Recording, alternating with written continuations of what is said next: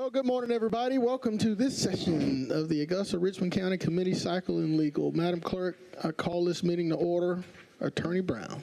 Good morning, Mayor Johnson and Commissioners. We'll request a motion to go into executive session for the discussion of pending or potential litigation, personnel, and real estate. Motion to approve. Second. Madam Clerk, I have a motion and a second. We're voting.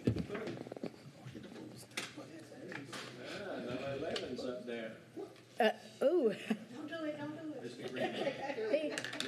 Da, da, da, da, da, da, da.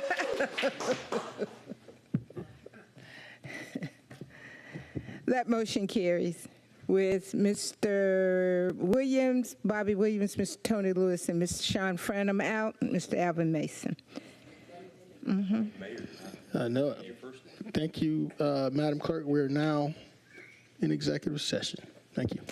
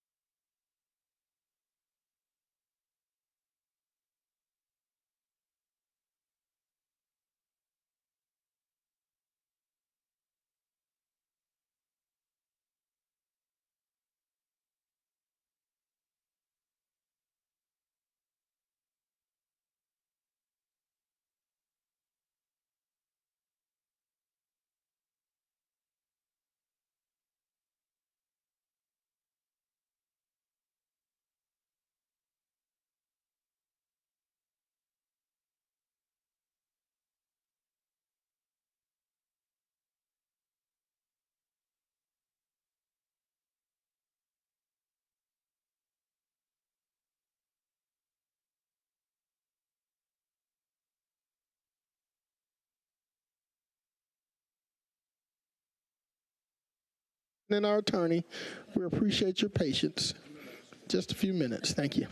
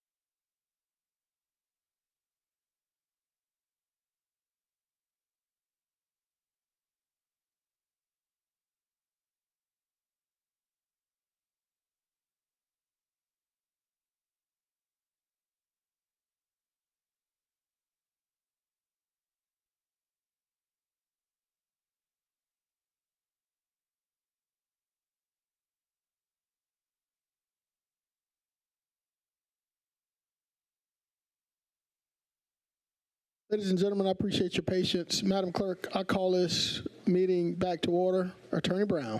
Thank you, Mayor Johnson. We will request a motion to execute the closed meeting affidavit. So moved. Second. And there's a motion and a second. Madam Clerk, we're voting.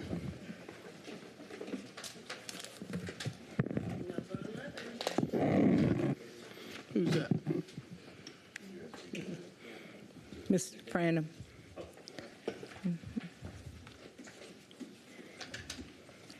That motion carries 8-1, with Mr. Garrett voting no.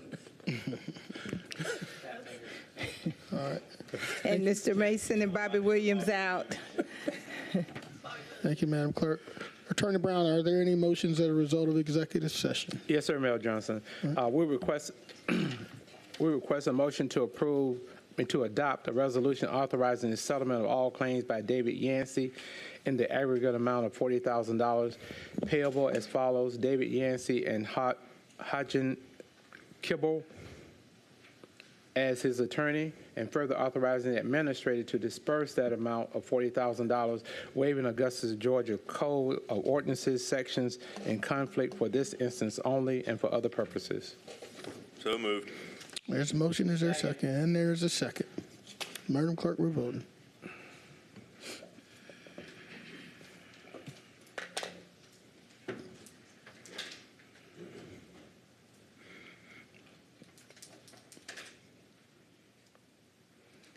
That motion carries.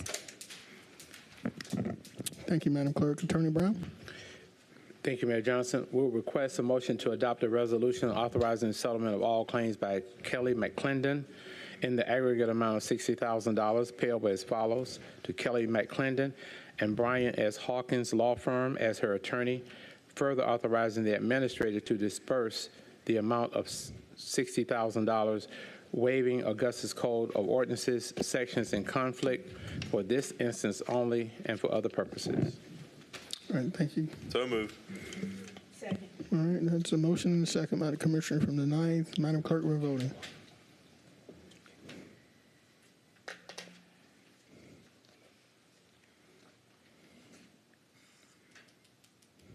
That motion carries. Thank you, Madam Clerk. Attorney Brown, are there any additional motions? Yes, sir, Mayor Johnson. We'll request a motion to approve hiring of Elizabeth Kenquo of Augusta as Augusta Engineering Asset Management Program Data Analyst in the Engineering and Environmental Services Department at a salary of $60,000 and the customary benefits provided Augusta employee with an effective date of August 17th, 2024. Motion to approve. Second. There's a motion and a second. Madam Clerk, we're voting.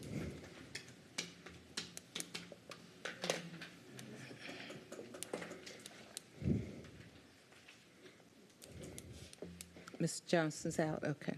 Go ahead. That motion carries with Mr. Johnson out. All right, Attorney Brown, does that conclude our motions for today? Yes, it does, Mayor Johnson. Thank you, sir. I hereby close out this executive session. And just going to take a few minutes for a point of privilege. We have been granted the ability to have some very fresh blueberries on behalf of the former commissioners, I Love Augusta, and the Pecan Barn. July 8th, yesterday, was National Blueberry Day. So I highly encourage everybody to go out and support local farmers. In Blythe, Georgia, I've been told. Pecan Barn is on Highway number 1.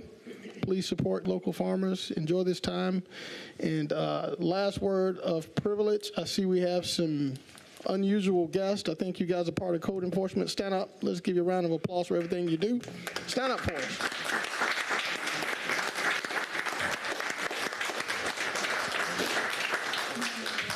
Thank you all for the work that you do and appreciate you guys being here. We appreciate you. Thank you so much. Madam Clerk, with that said, we're going to turn this over to the committees. All right. Thank you, Mr. Mayor. I'd like to call public services to order. Ms. Bonner, is there any deletions to the agenda? No, sir, no deletions. Okay. If it is okay for the committee, I'd like to add an addendum item since public safety will not be meeting today due to not having a quorum. I'd like to add the presentation by Mr. Roger Bellaflo regarding Best Friends Animal Society offer to the agenda if there's no objections. No objections? Looks like we'll add that. Not yet, sir. Not yet, sir. We're not coming to you yet. All right. Madam Clerk, let's go just top down, start with number 1. Okay. Item number 1 is a presentation by Ms. Yolanda Brooks regarding a constructive eviction and House Bill 404 Safe at Home Act. Ms. Brooks, are you in the, you can step either side, ma'am. You please state your name and home address for the record. My name is Yolanda Brooks. I am a newly resident to Augusta, Richmond County. I am living on Green Street here in downtown. My address is 1002 Green Street. Okay. You will have 5 minutes, ma'am. The reasoning for me standing before you guys today is in regards to the constructive eviction in which I feel like I am being a victim of. It has to do with a federally funded... Can you pull the mic a little bit closer to you? Thank you.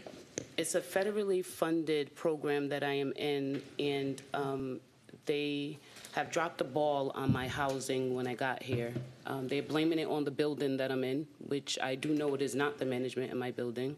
So I've been corresponding, emailing, going back and forth, and the ones returning my call from this federally funded program, and they're actually blaming it on the management in my building. So I do believe in the next, I want to say 3 months, when my lease is up, that I've had this binding contract with the management downstairs, that they are going to make me be a victim of a constructive eviction, in which I believe they're letting it lapse on purpose so that they won't have to how do I say, reissue my federally funded voucher that I came here from Miami-Dade County with. I've been contacting them since April of last year. As we know, today is the 9th of July, 2024. I've come here also to see if I could speak to a HUD representative, if there is one in the building, or if there's any contact number I can make a phone call. If not, then I feel like I would need to contact legal aid so that me and my child won't be homeless. Yes, ma'am. Secondly, the building that I am in, if anyone doesn't know that address, that building has been there quite some time, which is the Maxwell House. And I do believe that they shouldn't be passing any type of inspections of that building. That building needs to be closed due to the fact that I do believe most people there are sickly in that building due to mold. And I know for sure if the elevators are not working, the elderly can't be mobile. You guys had that issue quite a couple of years, I've noticed since I got here. But also, I noticed that the management downstairs don't correspond with rarely any of the tenants, which we know are disability vets, disabled people in general. And I noticed they only rent to those people. So I don't have no one here else with me to counter what I'm saying, but me being here for only 9 months, I feel like with the federally funded program situation that's dropping the ball, I feel like Maxwell House as well can kind of do a lot better as far as those tenants of that building, if they're not going to relocate them, you know, just so they can fix that building up. We don't want to have those people in that building get sick more than what they are from the mold, which is on record, which I'm really surprised they're allowed to keep renting to people. My lease is up in October. I don't feel like I would stay there. I mean, I think it's in a great location for someone who's not from here because you can kind of maneuver around. But future-wise, none of the apartments in this location I've noticed within 3 mile radius of the hospital of downtown. They don't rent to anyone. Well, they do, but you got to go through a strenuous application process just to get inside of those buildings to relocate some of the tenants in that building of the Maxwell House. So that's it for me. I'm hoping I could get some type of Yes, ma'am. Thank you, Ms. Brooks, for coming before us. We're going to connect you with Director Welcher on the contact side, and then we're going to reach out to the health department and look into the Maxwell House. But I have Commissioner Jordan Johnson, who represents the area. Thank you, Mr. Chairman. Ms. Brooks, I'm your commissioner for that area, and I'm going to give you my card. I want you to give me a call so we can talk about this. But I'm going to echo what Commissioner Franham said about getting a few more people involved so we can kind of connect some dots. Because it's a federal program, there's very little that we can do. But we can do something. So I think the first thing is to look into it. But in the meantime, I'm going to give you my number so that you and I can have a conversation. And we can go from there. Now, you mentioned the management at the building. I mean, are they under new management? Is there new managers at the Maxwell right now? I believe they've been there longer than 2 years. So Okay. I would fairly say it would be new. And how many years have you been there? I've only been here 9 months. 9 months, you did and say I've that. seen, yeah, that building is, it needs some help. Okay, all right. Well, I'm going to give you my card when you finish. If there are any questions, I'm going to leave my card here so you can come get it. Okay. And we'll be in touch, okay? Okay. All right. All right. Thank you. Any other questions? Okay, thank you, Ms. Brooks. We're just going to receive his information without objection. Ms. Bonner? Okay. Yep. Agenda item number 2. Item number 2 is to consider request from Estrella Freebus of the Hispanic American Cultural Association of the CSRA regarding the waiver of rental and staffing fees as an in-kind donation for the 29th Hispanic Festival to be held at the Augusta Commons on September 13th and 14th. Mr. and Ms. Phoebus, if you could state your name and address for the record. Well, Either one. If you're both speaking, get us both. Okay. Buenas tardes. Good afternoon. My name is Estrella Febus. I'm the current president for the Hispanic Association. My address is 3088 Lonkin Park Drive, Augusta, Georgia, 30906. Here with me today, one of my directors, Mrs. Berrios, and former member and former president, Arturo Razo. And my address is 2726 Bennington Drive, Hetzibah, Georgia. Thank you, sir. You have thank 5 you. minutes. Do you need her Yeah, address? she's going to speak, then Address, home address? you're not going to speak. Oh, She's good. Okay. All right. Well, first, I want to thank you all, Mr. Mayor, Mr. Gardner, and also the commissioners and everyone else who has been very supportive in putting this together, that is. But I do want to congratulate everyone for what you have been doing for us in the association for ACHA. ACHA, which stands for, I want to make it clear, I don't know if all the commissioners or anyone here in the public don't understand what ACHA is, but ACHA it's an acronym. It stands for Association Culture Hispanic America. We're the only official recognized association representing the Hispanic community since we were established in Augusta in 1986 in state charter. And we became federal funded 501c3 back in 1992, the first time. So with that, of course, the city has been recognizing us for quite some time. We have initiated our continuity and the festivals with the Augusta festivals they have here. Our first festival that took place was back in 1992 at the Arts of Hearts. The ones who has been here that long, perhaps you remember that. Well, I was out there too. So with that initiate our relationship with the city. So we would like to continue on that relationship, and of course, like everything else, it requires funding, and that is why I'm here to request the waiver, as the lady has stated, for the the waiver of the staff, or if it's permissible, but definitely also the usable of the stage. And that event is going to take place September the 13th, is that correct? 13th and 14th. And that will be at the Arts of Hearts of, at the Augusta Commons. For you who have been out there, I want to thank you, but the ones who haven't been out there this September, please come out there. We invite everyone to the public, that is. And what's going to happen, of course, during the festival, we provide music, entertainment, and culture exchange and educational. So anybody, we have booths of educational booths there if you're interested in reference towards even learning the language itself. We have some teachers out there that can, for a quick, for a few minutes there, if you want to learn practice your language, your bilingual language, that is. Okay. Thank you, sir. Deputy Jackson, I know that we did waive this in 2023. Is that correct? It is my understanding that $5,000 was appropriated for this particular event. Okay.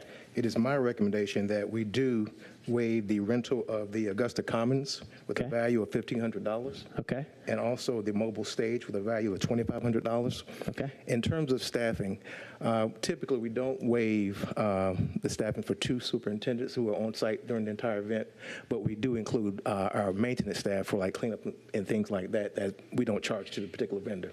So my recommendation is to not approve the 2 superintendents that provide support, but to also do recommend waiving the rental of the Commons and mobile stage. Okay.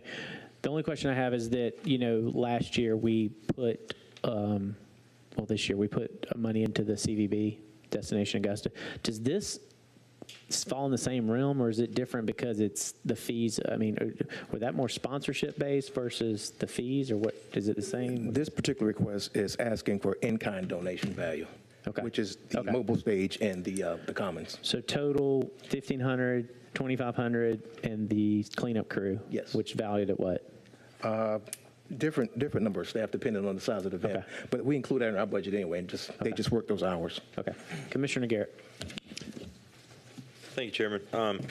Question for, did you guys put in for any of the grants that Destination Augusta offers each year to help with your event? A grant, sir? Did we? Gave me grant business up there? Yeah, this is the second year that they've been doing it. But I would encourage you next year to go through Destination Augusta, which is also formerly known as the Augusta Convention and Visitors Bureau.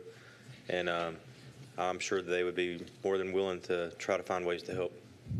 Well, thank you, sir. I appreciate that. Okay. Committee, can I get a motion? Motion to approve. Can I get a second? Second. Got a motion and a second to approve the in-kind donation as stated. Voting, please.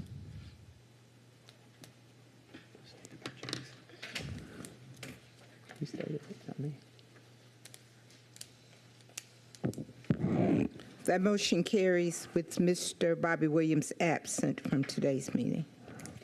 Agenda item number 3, please. Mr. Kemper? Thank you very much. Appreciate it. Please do come out there. We will. Thank you, sir. Thank you for all you do. Good afternoon. I have several alcohol licenses for today. The first one is AN 24-30. This is for a retail package beer and wine. It's a new location. The applicant is Jackson Mitchell. This is for the Fresh Take Grocery located at 2907 Washington Road. It's the old Whole Foods. Planning and Development and Sheriff's Department recommend approval. Are there any objectors? None noted. If you could step forward, Mr. Mitchell, and state your name and address for the record. Good afternoon. Jackson Mitchell, CEO of Fresh Take Grocery Corporation. My address is 92 West Paces Ferry Road, Unit 4002, Atlanta, Georgia, 30305. Thank you. Can I get a motion to approve? Second. Got a motion and a second. Voting, please.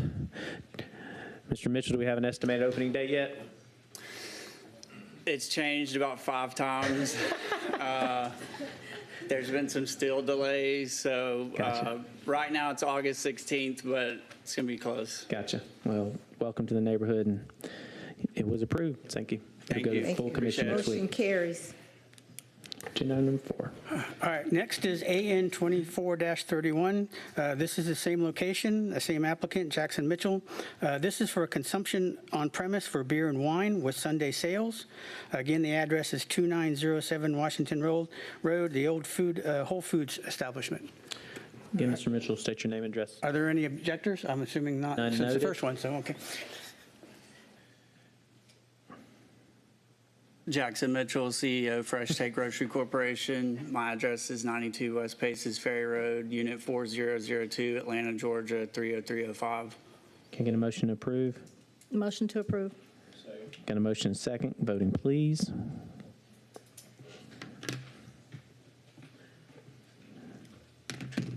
The motion carries. Thank Agenda you. item number 5. Okay. Next is AN 24-32. This is a new location, a retail package beer and wine. Ricky Patel is the applicant. The location is 3317 Peach Orchard Road. It's for a convenience store. The business name hasn't been determined yet. Planning and Development and Sheriff's Department have recommended approval.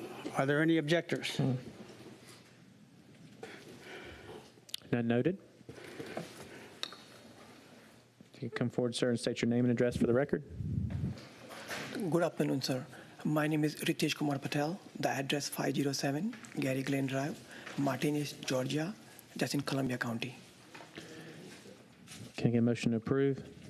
Motion to approve. Got a motion and a second. Voting, please.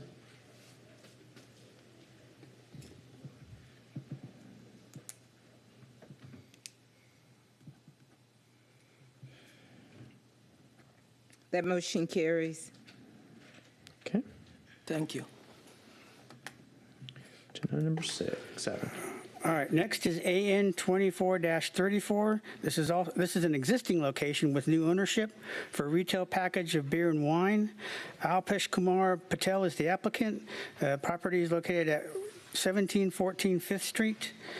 For the Short Stop convenience store, Planning and Development and Sheriff's Department have recommended approval. Are there any objectors? None noted. Please state your name and address for the record, sir. My name is Alpesh Kumar M. Patel. My home address is 1031 Barrett Drive, Evans, Georgia, 30809. Okay. Can I get a motion to approve, please? Motion to approve. Got a motion and a second. Voting, please.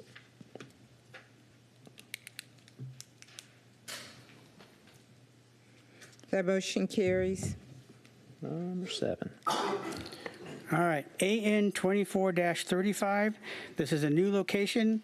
The applicant is Carl Huntington Jr. This is for a retail packaged beer and wine for Parker's number 124, located at 4102 Windsor Springs Road. Planning and Development and Sheriff's Department have recommended approval. Are there any objectors? None noted. You come forward, sir, and state your name and address for the record. My name's Carl Hunsinger, District Manager for Parker's. Address is 3113 Westwood Circle, Beaufort, South Carolina. Can I get a motion to approve? Motion to approve. Got a motion and a second. Voting, please. Any estimated date on opening, sir? August 8th. Nice. That motion carries. No objectors, right? None noted. Okay. Next is consideration for a massage operator's license. The applicant is Courtney Gray in connection with Serenity Day Spa. The property is located at 3406 Middleton Drive. This is existing location, new ownership. Planning and Development and Sheriff's Department have recommended approval. Are there any objectors? None noted. Ma'am, please state your name and address for the record. My name is Courtney Gray. My address is 6133 Whirlow Way Road in Graniteville, South Carolina, 29829. Thank you. Can I get a motion to approve? Motion to approve. Can I get a second? Second. Got a motion and a second. Voting, please.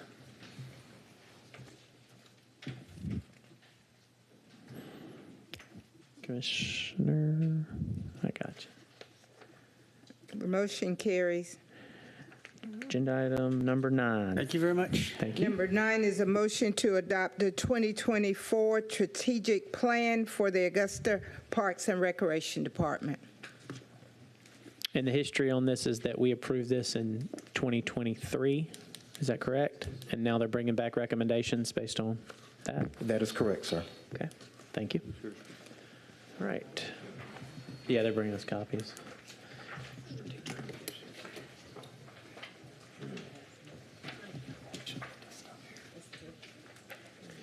And whoever's speaking, if you wouldn't mind stating your name and address for the record if you're speaking. Thank you.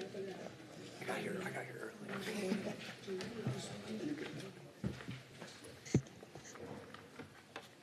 Sir, Mr. Jackson. Yes, sir. Good afternoon, everyone. I am privileged to introduce our consultant firm, Raftelis, who has diligently helped our department craft this plan. This is a long-term plan for the Parks and Recreation Department.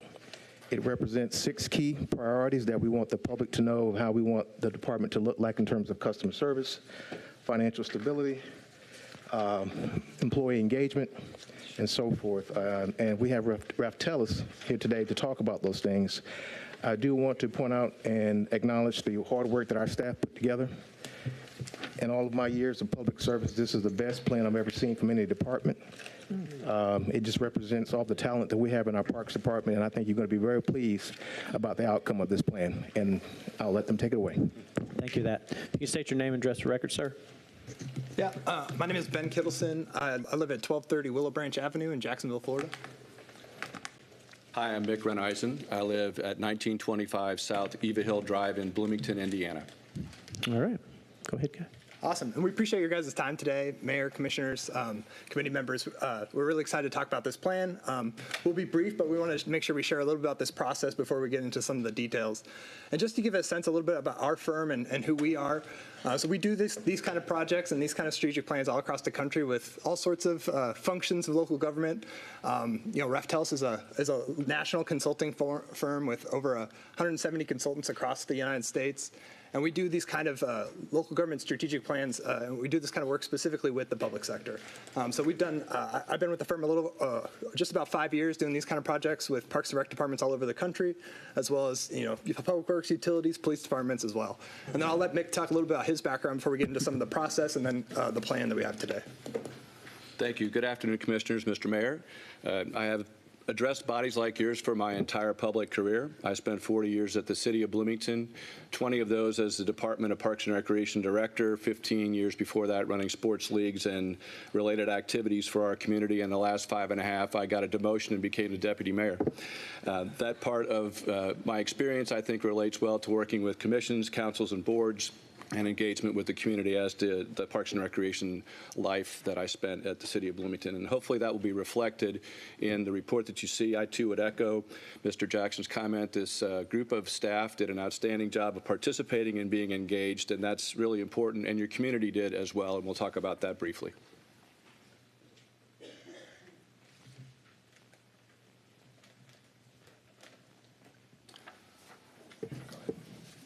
And I continue. So any good strategic plan requires some initial steps, and the implementation relies on the organization consistently and deliberately creating spaces to answer these 3 questions. Where are we now? Where do we want to go?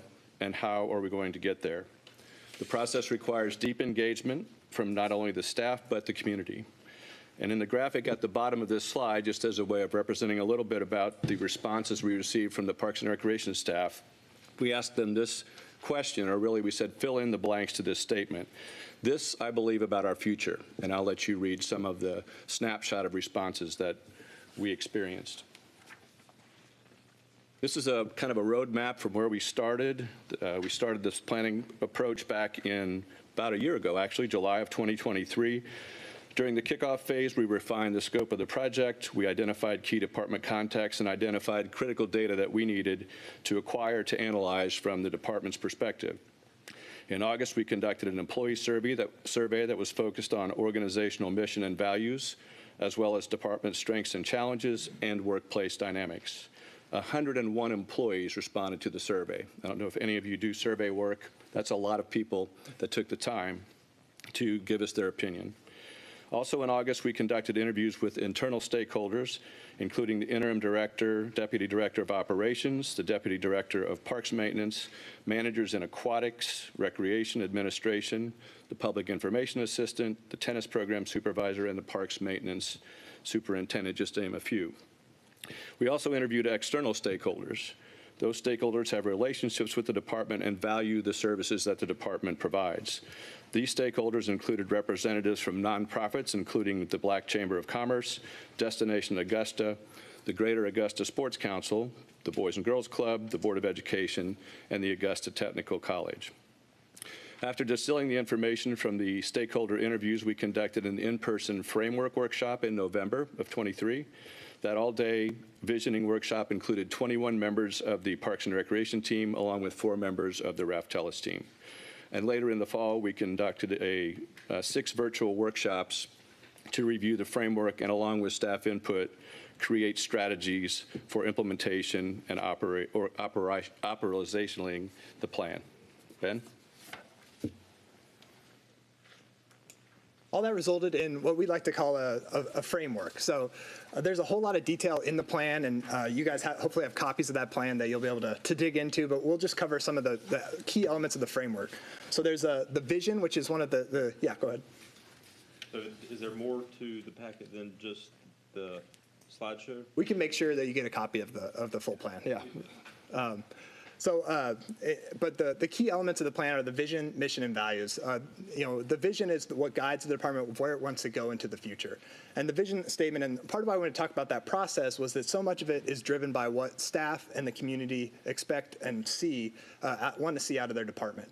And so this vision isn't something that comes down on high from a consultant team. It is developed in partnership with your staff and those stakeholder groups that we talked about. And so the vision statement that was developed as part of this process is to enrich lives by building a thriving community, connecting people, parks, partnerships, and programs. So a really aspirational goal for this department that I know the staff we've worked with are really excited about. And then the mission, we like to say when we do strategic planning, the vision is kind of where you want to go, and the mission is a little bit more about how you get there. So what are the things that the department has to do well to achieve that vision? And again, this was developed in partnership with staff and those stakeholder groups. That mission statement that was developed is Augusta Parks and Recreation is committed to enhancing community well-being and fostering meaningful connections through the dedication of our passionate and caring team. So again, showing that the role that staff play in providing that mission. So then values is another key element of all of the strategic plans that we help communities develop. And these are kind of the things that represent how employees and how an organization does their work. And so again, these were based both on the employee-wide survey as well as the folks involved in the kind of throughout the process, how we developed these. And the 4 values that were identified as part of this process are customer service, so delivering high-quality services to the folks that are reaching out to the Parks and Recreation Department. Dedication, so being committed and held accountable to high standards for staff. Teamwork, so the staff within the department working well together as a team.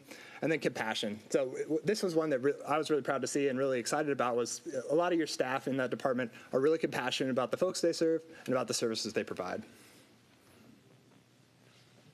And that all led to a summary of the 6 strategic priorities that your staff, along with your community's input, unveiled. Mr. Jackson began to talk about those just real quickly: positive employee experience, customer and community service, operational excellence and efficiency, park and facility investment, communications and engagement, and financial sustainability.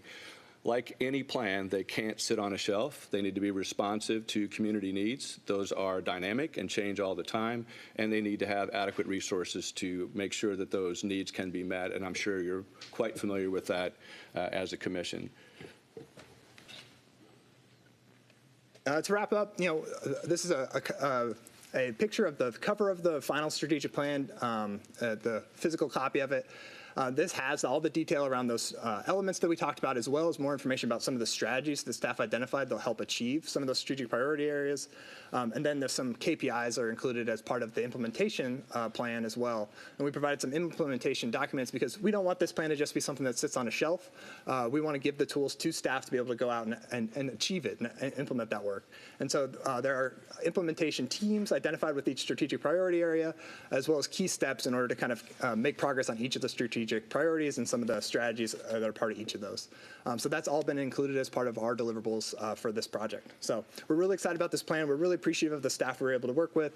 We're really excited about where this department will go into the future. So thank you so much for your time. Thank you. A few questions. How many people from the general public did y'all interview? From the citizens? The Parks Department does a community survey. That was the basis of some of our input. Our stakeholder interviews were the only other external public members that we spoke with besides the internal team members of the Parks Department. Okay, when we get a copy of this, is this giving us recommendations of park closures, recommendations of additional parks? What is it giving us? It gives you options to consider with the expertise of your Parks Department on what they believe is the appropriate steps to take. We don't tell you what to do. We give you options to consider. Okay. Is it online or is it hardbacked? I'll turn that to the department staff to answer. It is not online at the moment. We can make it available online and provide you copies as well. Because, I mean, we're saying that the community was engaged through a survey that only Parks and Rec send out. So, I mean, that's probably a small sample size of what the community at whole, they probably didn't know about it. So, I mean, my recommendation is that we do some kind of press release with this, because, I mean, we need feedback on what the community thinks, good, bad, and different, based on, I think, this body moving forward. I mean, that's really what a strategic plan is supposed to be. And I'm sure there's a bunch of good nuggets in there of things to implement.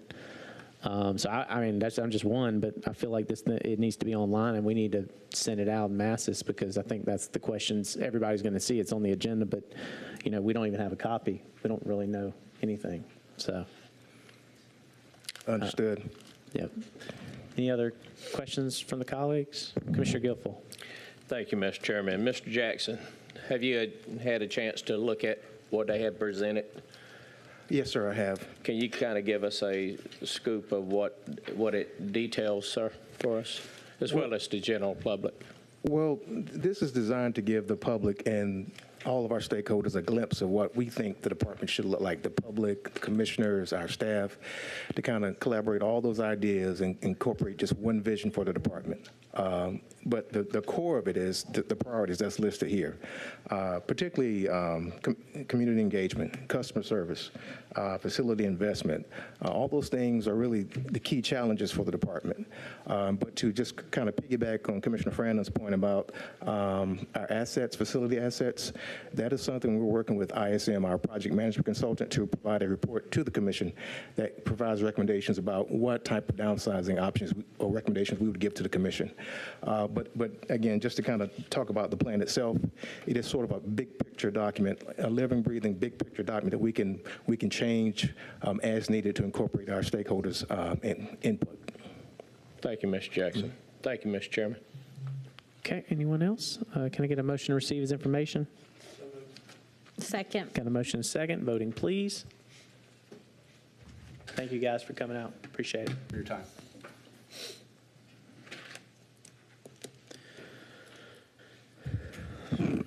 Approved. Motion carried. Can I get a motion to approve number 10, please? The minutes. Motion to approve. Got a motion and a second. Voting, please.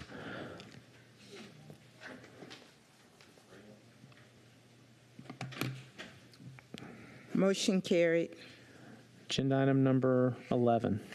11 is to approve the lease agreement with Textron Specialized Vehicles for hangar storage of the Cessna Citation, approved by the Aviation Commission on May 23rd, 2024.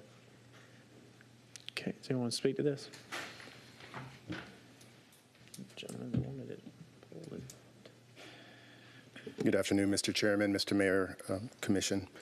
This action here is for a 3-year lease with Textron Specialized Vehicles. They base a Cessna twin-engine jet at the Augusta Regional Airport. And this particular action, or the lease, is inclusive of hangar storage, an office, and also utilities, and it totals $1,681 per month. This agreement is also subject to CPI adjustments as well. Okay. Any other questions from the body? Can I get a motion to approve? Second. Got a motion and a second to approve. Voting, please. Your pot shot. Motion carries. Okay, our final agenda item on public service will be the addendum item, number 1. Yes, sir. From public safety. Presentation by Mr. Roger Bello regarding Best Friends Animal Society offer of $910,899 to improve conditions at the Augusta Animal Services. Mr. Bello, if you could state your name and address for the record, please. Yes, Roger Bello, 1711 King Woods Drive, Augusta, Georgia. Thank you, sir. You have 5 minutes. Okay, I have copies here of my presentation. If I pass them out to each of the... We'll come get them. Thank you.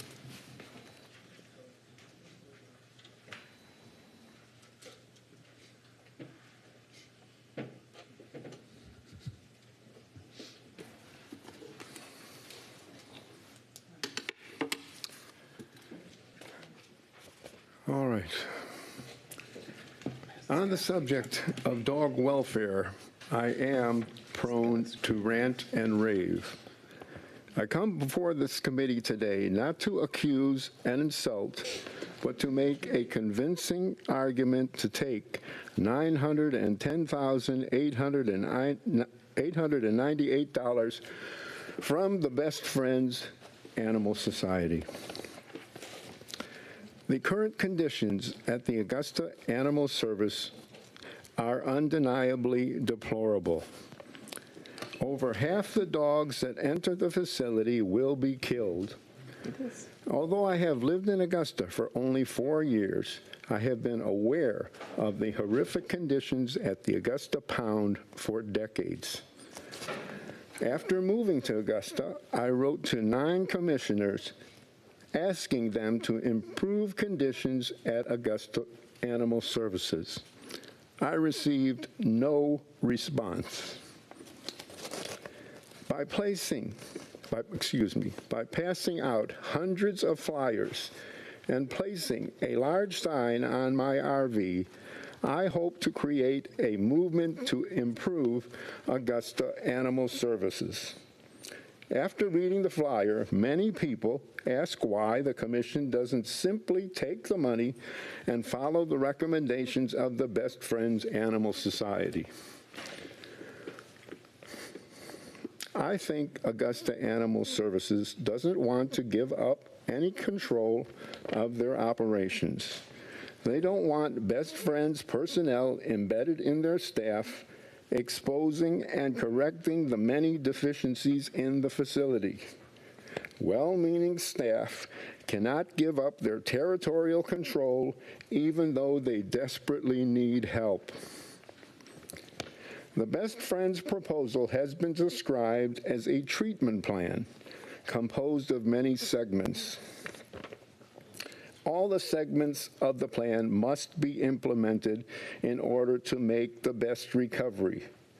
Augusta Animal Services wants to pick and choose the segments of the plan they find agreeable.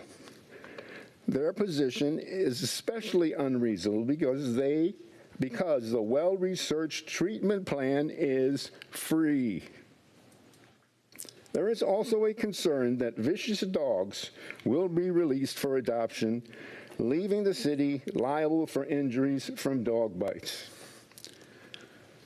To avoid such litigation, the current solution is to kill dogs showing vicious tendencies.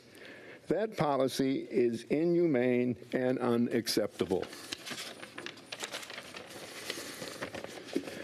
My wife and I have personal experience with a vicious dog. In November 2022, a frightened, emaciated dog appeared on our front lawn. Although we sought an alternative, we decided to keep him. He was a vicious biter and would definitely have been killed by Augusta Animal Services. It took months of dog training and medication to change his behavior. Finally, he is much better and feels at home.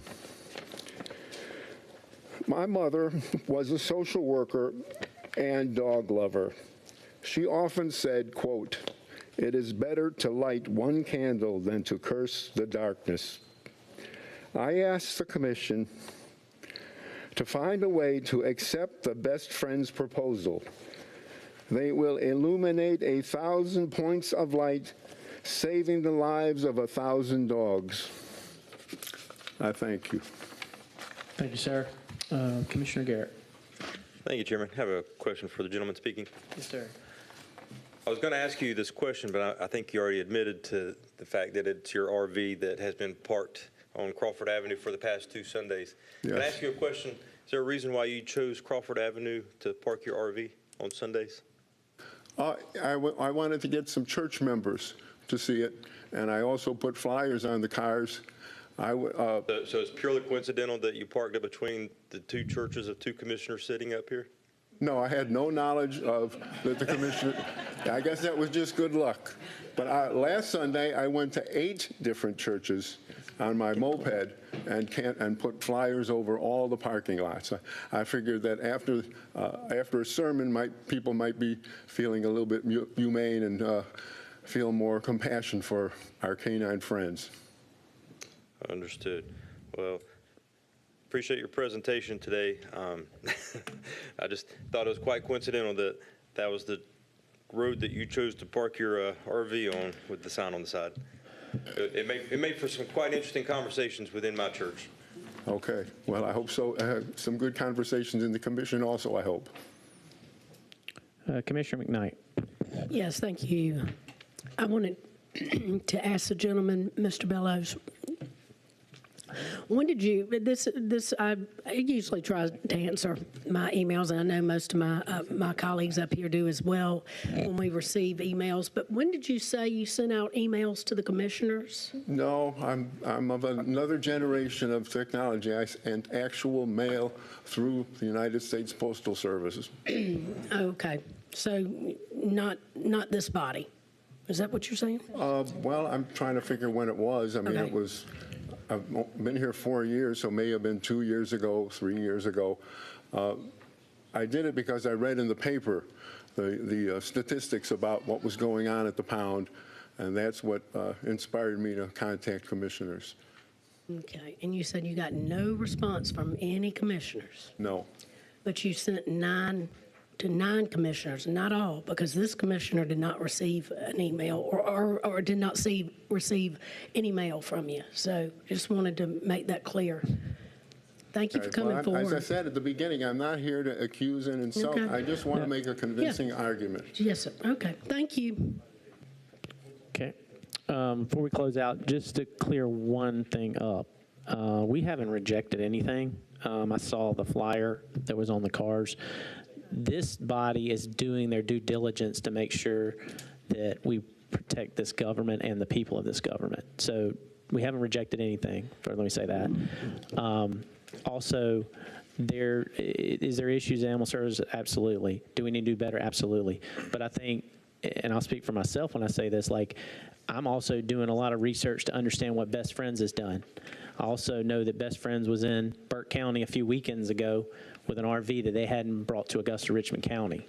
And I'm not trying to attack them. I'm just saying everybody thinks that this is the end-all be-all is Best Friends and everything's going great. Well, there's things that haven't been upheld from their end of the deal, frankly. So that's why I'm not up here just, you know, do I want to support it? Yes, I do, because I think it'd be a great thing based on what I hear. But I also have to do my due diligence as an elected official before I just, you know, wave the white flag, let's go, you know. So I just want to clear the air a little bit, because I think people just think we're all up here saying no. That's not the case. We're up here doing our due diligence and trying to do right, because we have a department that, you know, has concerns, and they are our employees, and we have to, you know, defend them in some respects, but the same respect, we have to look and see, you know, what is best for overall.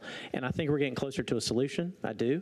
And I think over the, you know, the meetings and things that are happening, but, you know, we're getting accused, and some of my colleagues are getting it worse than myself about a stance or trying to tell us to be a certain way and not being very respectful to my colleagues, frankly. And I think that's just not fair to some people up here, sitting up here, because nobody's rejected it yet. And, you know, I just think that, and I get it, they're passionate people. I've dealt with it. I've been up here 9 years. I know, and they are, and I get it, and I appreciate that, and I have 2 dogs. But let's be respectful of everybody up here. So, Commissioner Johnson. Thank you, Mr. Chairman. Mr. Bello, do you volunteer out at Mac Lane, out at the animal shelter? No, I do not, but I am I had a benefit a couple weeks ago at the Back to Nature for the benefit of, it's now called Dogwood Trails Animal Rescue. So I pick and choose an organization that is not killing animals, and we raised some money. We had a silent auction. We had a raffle for a guitar. So my passion is not, I'm not just this is not just lip service. I'm trying to take some action, but I'm not interested in participating in I don't want to go there and see half the dogs and know that half of them are going to be killed. I understand. I just wanted to make sure to put that out that, you know, we want what's best for all parties involved, for sure. I'm not a dog owner. I had a dog growing up, and my stepdad took him to the pound after I was in school one day. Broke my heart, right? But what I'm saying is I want to make sure that we take the community approach to the solution that we're trying to reach here.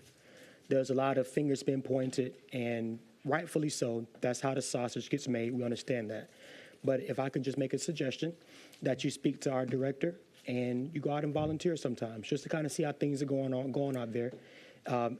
And in the meantime, of course, the decision is going to be made on the commission. But I just want to, and that's not just to you, that's to anybody who comes forth about our animal shelter. Take a little time and go volunteer, and then you know, let's work together as a community to get the results that we're looking for. But we do appreciate you for coming forward. Okay, can I just respond to that with an observation of other shelters that I've seen that are much more welcoming. They're nice, clean-looking facilities where you want to go in and adopt an animal. You sit around and have, someone tells me, you have a cappuccino and you interview dogs and they come in a nice, clean area.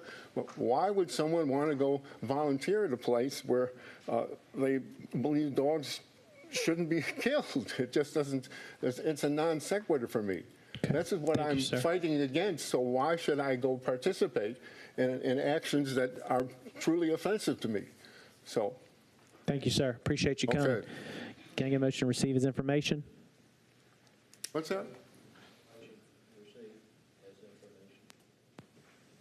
Second. Second. Motion and second. Voting, please.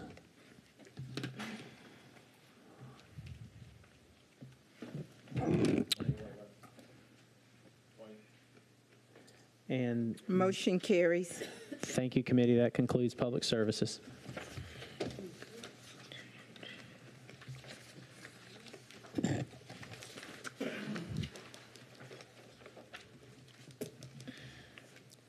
Madam Clerk, Yes, ma'am. I'd like to call public safety to order, but we unfortunately do not have a quorum today. So we will be moving on to the next committee. Administrative services. No. Commissioner, they will be moved forward to the commission with no recommendation. Okay, thank you. Okay? Yes, ma'am. The July 16th commission meeting. All righty. Okay. Let's see what's next. You ready? Madam Clerk? Yes. I'd like to call administrative service to order. If it's all right with the committee, I would like to consent 1, 2, 5, and 6. Madam Chair. Yes. I'd like to move agenda item number 4 to the August 27th committee. I appreciate everybody being here. We're going to have some conversations between different parties before the August 27th meeting to bring back more of a plan and things. Thank you, Mr. Friend. You want to add that to the consent? Yes. Yes, please. Okay. And that was the August 27th? Yes, ma'am. Committee meeting? Committee. Yes, ma'am. And I would just like to say for all departments that's involved, we will be, I know some people don't like to hear work session, but we will put the 3 entities together, and someone from the commission will be appointed to listen to the pros and cons of what we should do in the future. So if you're here for, what number is that? Is that number 4? 4. Number 4, thank you for coming. And if you're welcome to stay, but if you would like to leave, thank you so much for being here. Motion to approve. Madam Chair. Second. Madam Chair, before we move on, Yes. I have no opposition to consenting number 2, but I have questions about the funding source on number 2. Okay. Mr. Lampkin. And to all of our code enforcement officers, thank y'all for what you do. Thank you.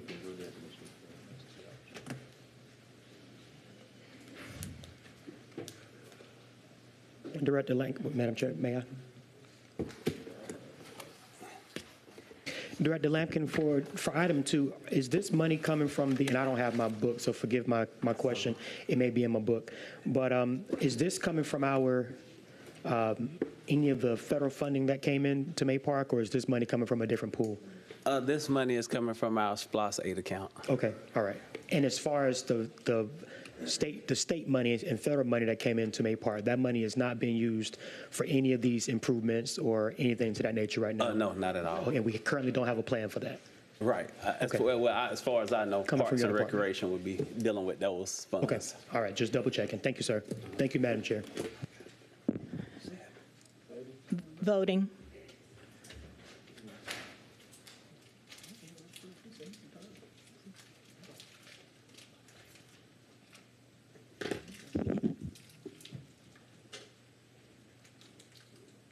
Mr. Frandon.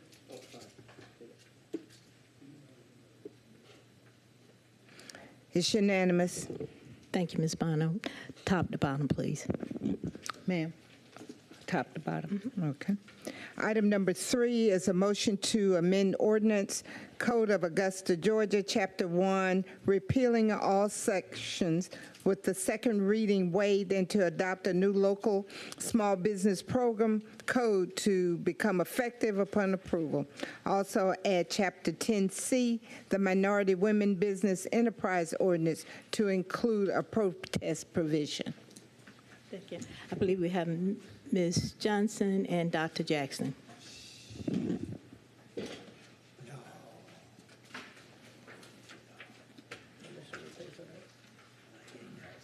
Good afternoon, Commission. As you know, in 2020, Griffin and Strong began work on a disparity study to determine if there was a cause and justification to implement a race and gender conscious program for the city of Augusta. The study was completed in 2021, and the results were that there is disparate treatment among minority and women-owned firms when it comes to Augusta's contracting opportunities. After a presentation by Griffin and Strong to this body and a work session, the Commission approved the adoption of the disparity study and its findings in May of 2022. As a result, and on recommendation by Griffin and Strong, we began working on the Minority and Women-Owned Business Enterprise Program and subsequently amendments to the current LSBOP. In addition to conducting the study, Griffin and Strong were tasked with writing the MWBE ordinance as well as changes to the current LSBOP program. As we've been working on the ordinance, we've had several meetings which included the procurement and legal departments. What you have before you are the final versions of the MWBE ordinance as well as the amended LSBOP ordinance. Both ordinances have been reviewed and approved by our legal department. We're here today asking for your approval to move forward with the implementation of the new MWBE program and the revised LSBOP program. Dr. Jackson, you have something to add, or do you want to?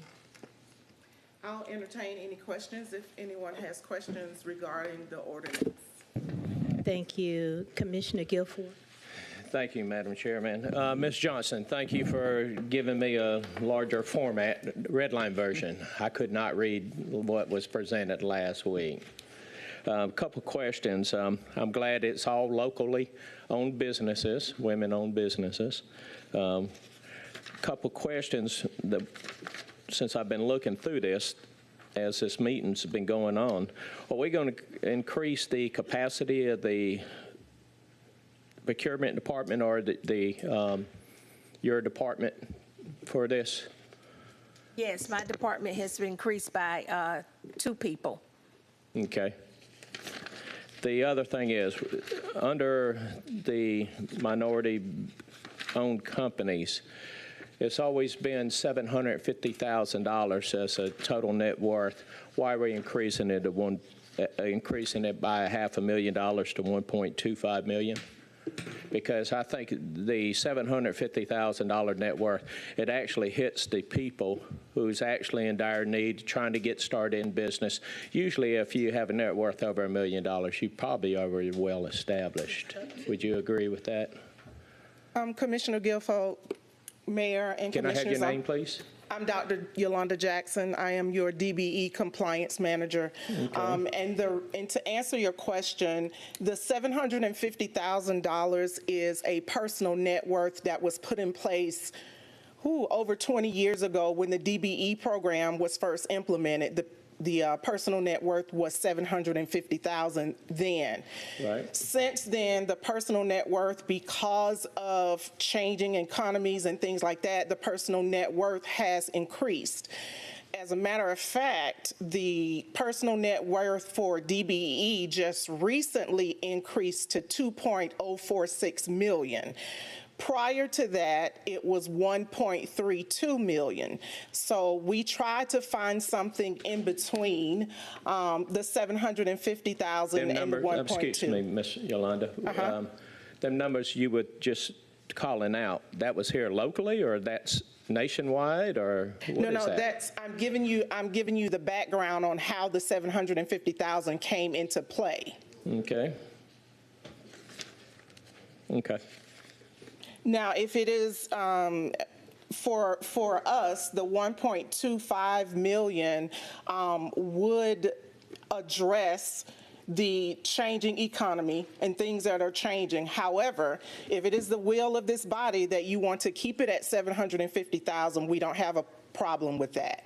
Okay. I'm glad you're willing to modify that. Tell me, what is a shelter market program?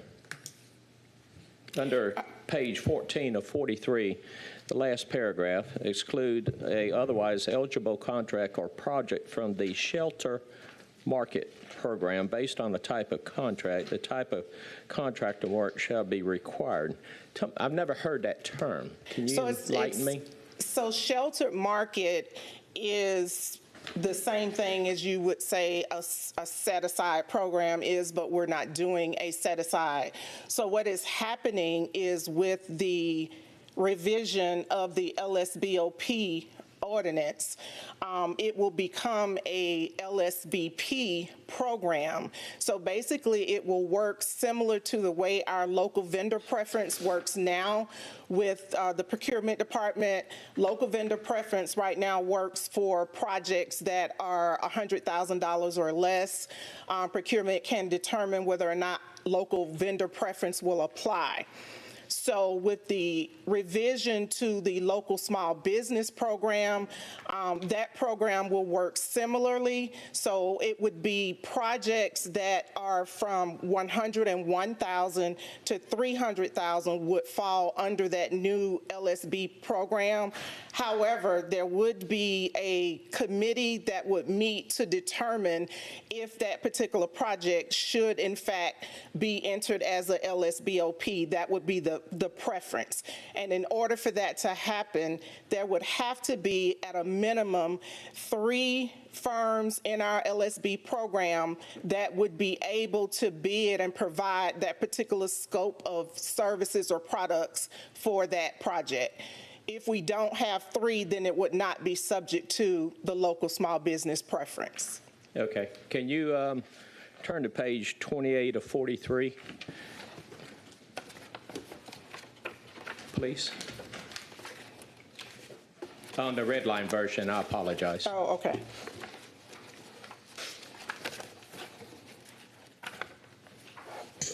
Okay. Can you read that last paragraph and give me the the description of that? So I just don't want to think it, I don't want to assume, because we know what happens when we assume. On the red line version, are you speaking The purpose of this policy is to increase the opportunities for the LSB to perform as prime contractors on the city project contracts, growing capacity and gaining valuable experience. Therefore, the LSB must commit to self-performing a significant percentage of the contract work, a minimum of 50%, limiting the ability to subcontract the work. What does that 50% mean? That will no longer be valid, because the way this is written right now, our LSBOP program is our goals-based program. The new MWBE program is now going to be the goals-based program. Therefore, this would not apply under the new LSB program. But if it's underlined in blue, that's what was added. Is that correct? No, the entire Chapter 10B is redlined. Right, but part of Chapter 10B is underlined in blue. That's telling me that's what was changed from the original. Would that be correct? Initially, yes. That's what we were doing. We were going through and just making the changes in the particular sections. But then after conversations with legal, we decided it would just be better and easier for you all if we just redlined the entire ordinance and then presented you with the revised version. So again, the paragraph that you are speaking to does not apply under the revision.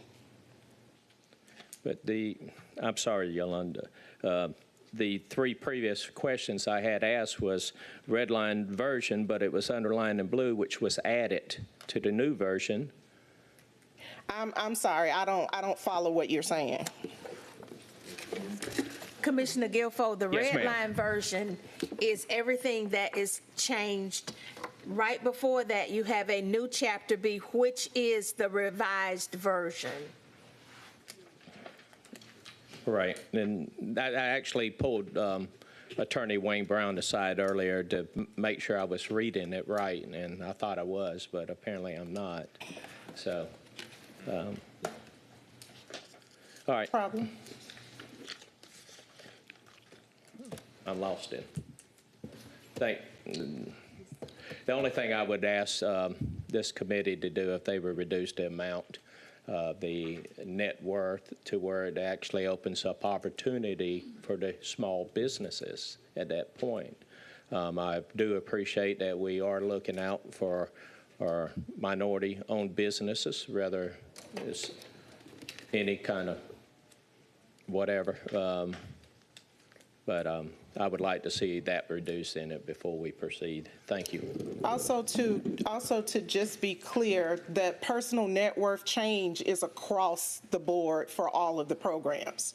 So the new LSB program, companies still have to apply for that certification. The personal net worth is there. It's the same. It's the same for the MWBE program as well.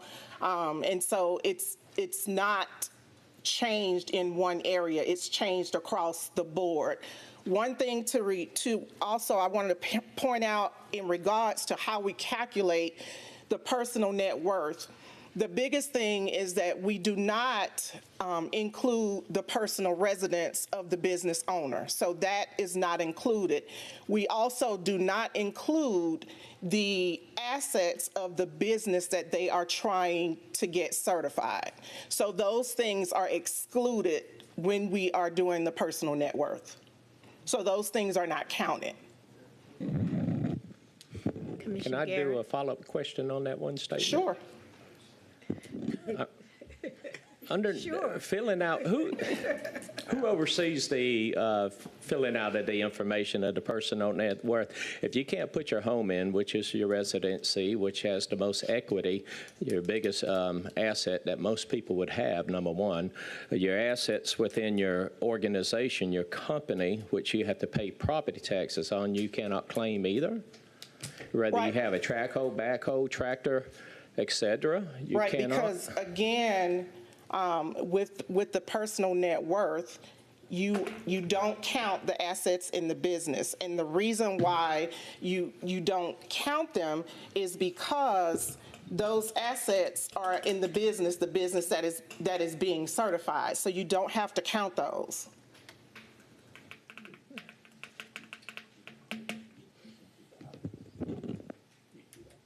Commissioner Garrett. Thank you, ma'am. I have one question for you. Since you've talked about this transitioning over to a goals-based program, so the MWBE goal, will it be set in addition to the local small business goal, or will it be in conjunction, or will they be separate? There would no longer be a local small business goal. The MWBE program is now, or will now be, our goals program. The LSBOP program, as it stands right now, which is our goals program, is going to transition to similar to like the local vendor preference, but it would be local small business preference. So the goals would only apply to the MWBE program. Yeah, I'm a little concerned with that one because I think that it's going to add additional burden on prospective bidders and possibly lead to an increase in disqualified bids. Well, the reason, I'm glad you brought that up. The reason why we are keeping the LSBOP program and revising it to be the LSB program is simply because of that. Would it be better to discuss these two programs separately? Okay, sure. I mean, I'm just saying, instead of one agenda item, because I think that's kind of where some of the confusion, even with Commissioner Guilfoyle, is the fact that we're talking about two separate programs kind of intermingled in this ordinance. So I didn't mean to interrupt, but I'm just thinking of future discussions on this that it might be helpful. If that's the will of the body, but they I'm not on this committee, they go together. I'm just saying, because it just seems like there's a lot of back and forth when you're talking about this program, one's goals, one's not, one's going to take the place of another program. I don't know. It just doesn't seem very clean cut, but. Anyway. So, okay, and I understand your hesitance there. You can say, I understand you ain't smart enough to understand what I'm saying. I mean, I'm no doctor, but I'm just trying to wrap my head around this because I lost you a couple times when you're going back and forth with the lingo. Okay. Commissioner Johnson. Thank you, Madam Chair. Dr. Jackson, Yes. Ms. Johnson, thank you all for getting this to us. I know it was a heavy lift, and thank you for your work. Question for you. Well, first I'll make a statement, then I'll make a question. I think the statement should be that it may be helpful to have a couple of, I'll go back to that. If I'm a small business owner, say I have a grass cutting business, or I'm in construction, I work on light fixtures or something like that. How would this program benefit me in the long run, benefit my company, and benefit my ability to do business with the city of Augusta? Let's start there. How would this program benefit the everyday small business owner that's just cutting grass or just doing handiwork here and there?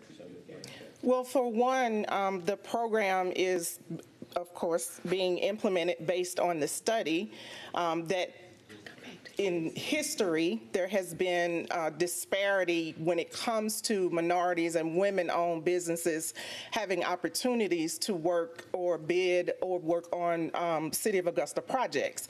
So this is going to provide more of that opportunity. What I do want to make sure that everybody does understand is that whether or not you are certified as an MWBE or in the local small business program, none of that guarantees that you're going to get any work.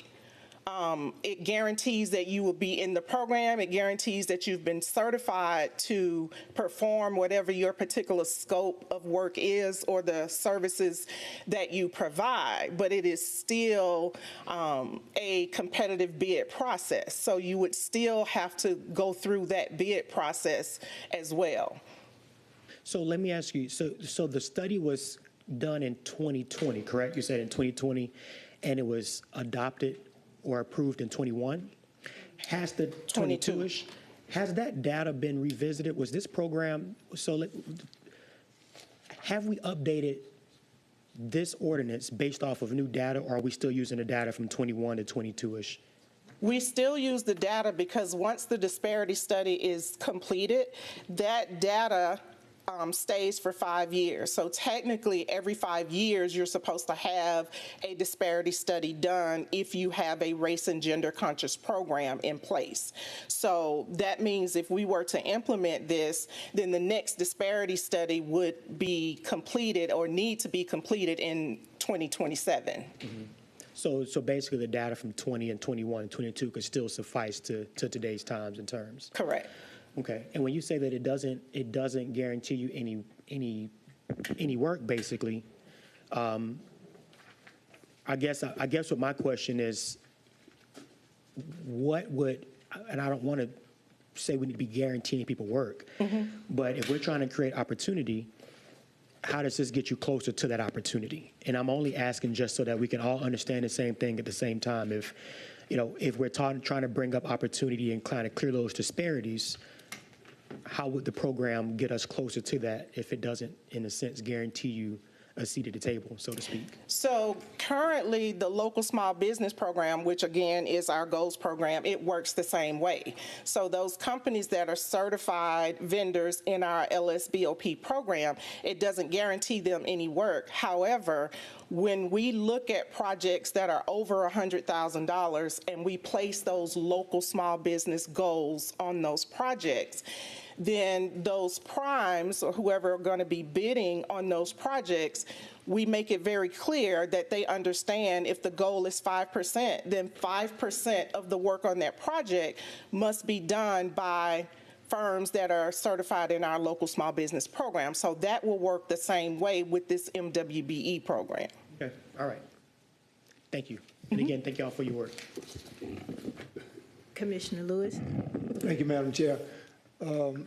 Dr. and Ms. Johnson, is it safe to say, or was it your contention that the PNW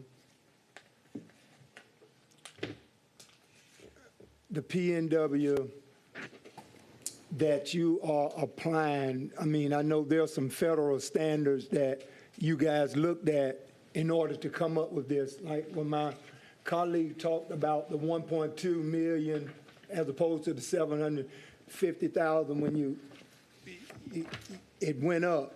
But wouldn't it be better for those that are applying for small business contracts to be at a lower number as opposed to a increased number of the 1.2 million, that it has gone from 750,000 to 1.2 million? Doesn't it give them a better chance if the number is lower? And I do understand, I do understand about the personal net worth, not having your personal home and things of that nature on there, because what it does, it elevates and increase, you know, your numbers. But about the 750 to the 1.2, wouldn't it be better to have a lower number as opposed to an increased number, and it gives the person a better advantage of being able to participate in the particular program? No. It doesn't? It doesn't. Okay. It doesn't, because the 1.2 million, that takes into account all of the, what's the word I'm looking for? It takes into account the cost of living that is going astronomically every year. So it takes that into account. And also, I will tell you, I've been doing this for over 25 years. And when I say doing this, I mean working with local small business programs, the DBE program, and all of those. And I have yet to see a firm apply that has had a personal net worth anywhere near whatever your cap is. So even at 750,000, you're not going to have true small business owners that have a personal net worth anywhere near that.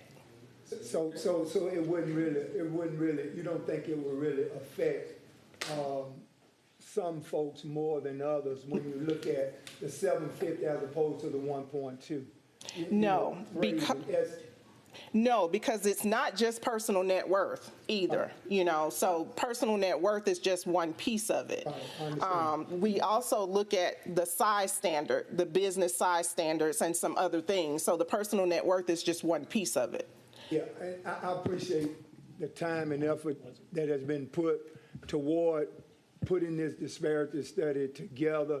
Thank you for all of your efforts, Ms. Johnson, and you, Doctor, the collaboration between the two entities, because I think it's much needed, and we need to be moving forward to make sure that those that are out there has an opportunity, those small business owners has an opportunity to be able to bid and get work within our city government. So again, I applaud both of you for your efforts, and it's my hope that we can move past and implement, get this ordinance together so that we can be on the road to success for us as far as our small businesses are concerned. Thank you. Thank you, Commissioner. Commissioner Frannon. Thank you, Madam Chair. I guess my question is, was this like discussed with all department heads and how the impact and everything? With department heads, no. Okay. However, for the MWBE program, a part of the ordinance and a part of that process is before we place a goal on a project, there will be a goal setting committee which will include the department head or their designee, and we will work together to set goals for these projects. So the goals will be set the same way we do it now for the LSBOP, project by project. Okay. Madam Chair, I don't know if I kind of would like to see a motion to send this to full commission without a recommendation today. Just I think there's some angst and some questions that need to be answered offline. Second. Commissioner Johnson. Thank you, Madam Chair. Another question for you, Dr. Jackson. What determines placing a goal on a project? Is there like a specific determination on placing a goal on a specific project? And what projects are those like? The first thing is the budget for the project. And so since we are, moving or revising the LSBOP program, so for MWBE programs, that budget would be projects over $300,000. And then we would work together again with the goal setting committee to come up with a goal for that particular project. What we look at in doing that and coming up with that project, number one, we look at the scope of services that are available, the scope of services that are available that a minority or woman-owned business can provide. And even with this program, if we don't have at least 3 that can perform those services or provide those products, there will be no goal placed on that project, which we do right now with the LSBOP program. There are some projects that go out that have a 0% goal because we take those things into account. Is there a reason why we can't just go across the board and put a goal on all the projects versus just that 300,000 or more? So the recommendation of Griffin and Strong was that we do what they recommended was to do a annual aspirational goal.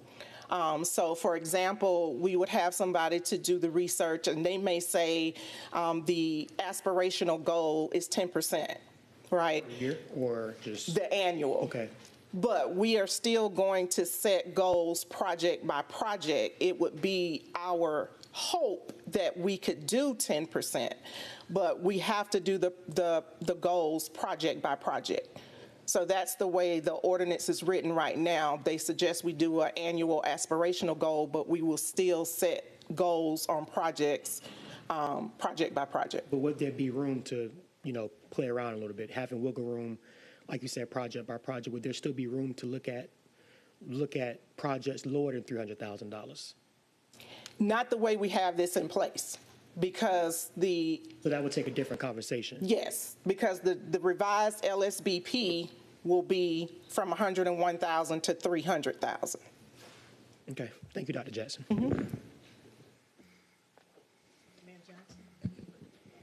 Mayor Johnson. Thank you, Chairwoman Commissioner Scott. I just want to speak on this personally in that, being a small business owner, and I see we have one of the presidents of our local chambers, the Greater Augusta Black Chamber. One of the biggest struggles we have is small disadvantaged businesses is coming up with programs to try to help them.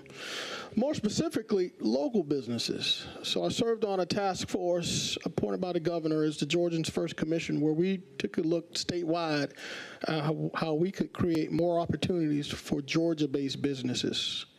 We need something like that in Augusta. Small businesses that reside here, that call this region home, we need to try to create more opportunities for them where we can. Now, I ride around town often, I see a lot of orange barrels, I see a lot of work. I don't see a lot of locals that's doing that work because of some of the challenges of small business, getting the bonding, getting into programs that the cities allow. At every level, we have a program to assist small disadvantaged businesses. The federal level, the state level. I believe strongly we need something like this at the local level. So how we craft it to really benefit our community, more importantly, it needs to happen. But my last recollection of the disparity study, where 87% of our dollars that are spent by large companies. That does not benefit our effort with the chambers of commerce. That does not benefit our efforts in small business. And so a program like this is desperately needed. So we need to kind of work out the details so we can get people to work. Some of those aspiring entrepreneurs in our community. So that's where I stand. Thank you. Okay, and our last comment is to just make sure that everybody is clear. The MWBE program is a race and gender conscious program. The local small business program we have in place right now is race and gender neutral, meaning that to be certified in that program, it's specifically on your business size standard. The reason we cannot just completely do away with the LSBOP is because to keep us out of court, we have to have a program in place for those people that may not qualify for the MWBE program. Hence why we need to why we are revising the LSBP program to provide an opportunity for both race and gender conscious as well as race and gender neutral. So we have to have a program that people can apply and join in regardless. And so that's why we're revamping the LSBOP program to be able to provide that. Thank you, Dr. Jackson. Voting, Ms. Bond, I think we had a motion to move to full commission by Commissioner Fran and second by myself. Voting, please.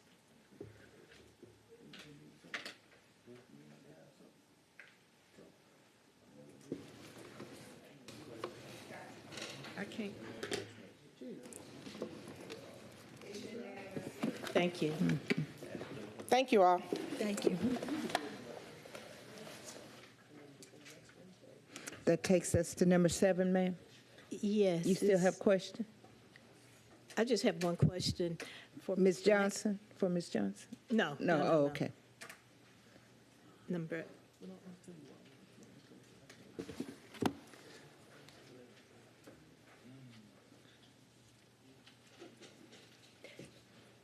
Thank you, Mr. Lemke. I just want to just make sure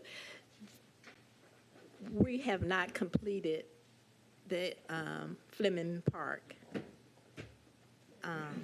Is that correct? And this is to, you're asking to expand the scope of service. This is something that we just getting around to noticing that we need to do or hadn't done or hadn't taken in consideration, and where are we going to get the money to do this from? No, ma'am. This is the scope of services that has already been completed. We're just paying them now for work that was already done. If you look in your packet, it shows the timeline of the change in scope of the work that was done. So this work was done, and now JLA is being paid for the work that's already been completed. If you look at it, that new scope of work was work that was added to the gymnasium where they were making some ADA compliance improvements, also around the pool area, not just the baseball fields and the scoring towers. So right now we're just, and those funds are coming from the project, which are the SPLOST 7 funds. As far as the project is concerned, we are in the process, and the demolition has been bid, so we're about to start demolition on the fields and the scoring tower.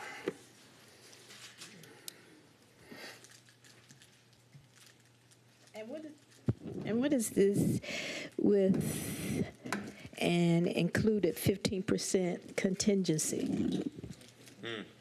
Especially if the work's already done. The 15% contingency is just added in case there were any changes needed from the design. It's not something that'll be spent. That comes back to us if we don't make any more changes. I added that in because it has been, according to what I've read, it has been a lot of changes on the project. And how long we been working on this? Looks like since 21, I believe. Since we got our okay. All right. Commissioner Garrett. Thank you. All right. Director Lampkin, help me out here. Yes, sir. So you're saying we've already spent a little over $400,000 since $53,000 of this is a contingency on, so that work's already done. Yes, the design work is complete. It's been approved. We're in the process of doing the demolition and going into construction. So is this cost for the design work? Yes, for the design, construction drawings and documents, and for construction oversight.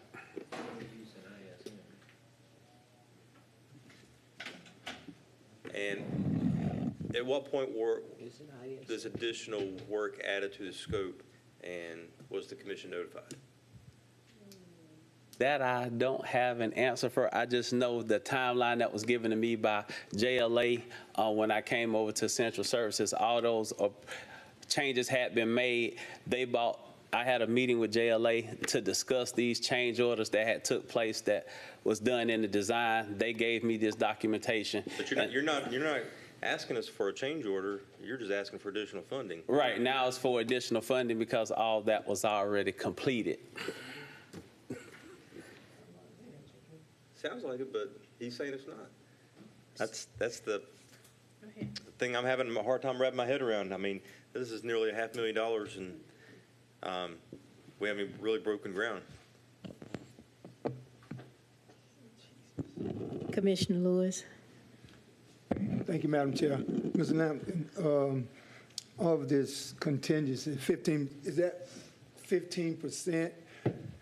I see 15% of the 460,000 came out to a little bit more than the 53,000 to me. I think it came out to about 69. Do you have something that you can do some quick math with? Because I'm trying to understand if it's 15%, if I come up with 69,000, where does the 53? I mean, I love the low number, but 15% is actually 69,000. 69, absolutely. Right. So that's what I'm saying. I see it says a 15% contingency, and then in parentheses it has $53,000, which is the amount. So Right. Are they using the calculation of 15%, or are they just using a fixed number? Because 15% of 460 doesn't come out to that. So you got to subtract the 53,000 first, and then. Right, then that's what's so that's the total amount. You subtract the 53,000 You've from the already done 460. that. Right, That's yes. included. Okay. Right. Okay. Okay. Thank you, Madam Chair. Commissioner Franham. Thank you, Madam Chair. I guess my question is, when we did, what was the community center and with the JLA, they did 10% because they had to put out the bid for the FF&E because it wasn't in the project. Right. Is there those kind of costs built into what we're paying for JLA again because of timing and everything else? No, like I said, from what I got is the information that was put is because the change of scope of work and the change in design that has taken place over the last 3-4 years. And that timeline was included in the packet.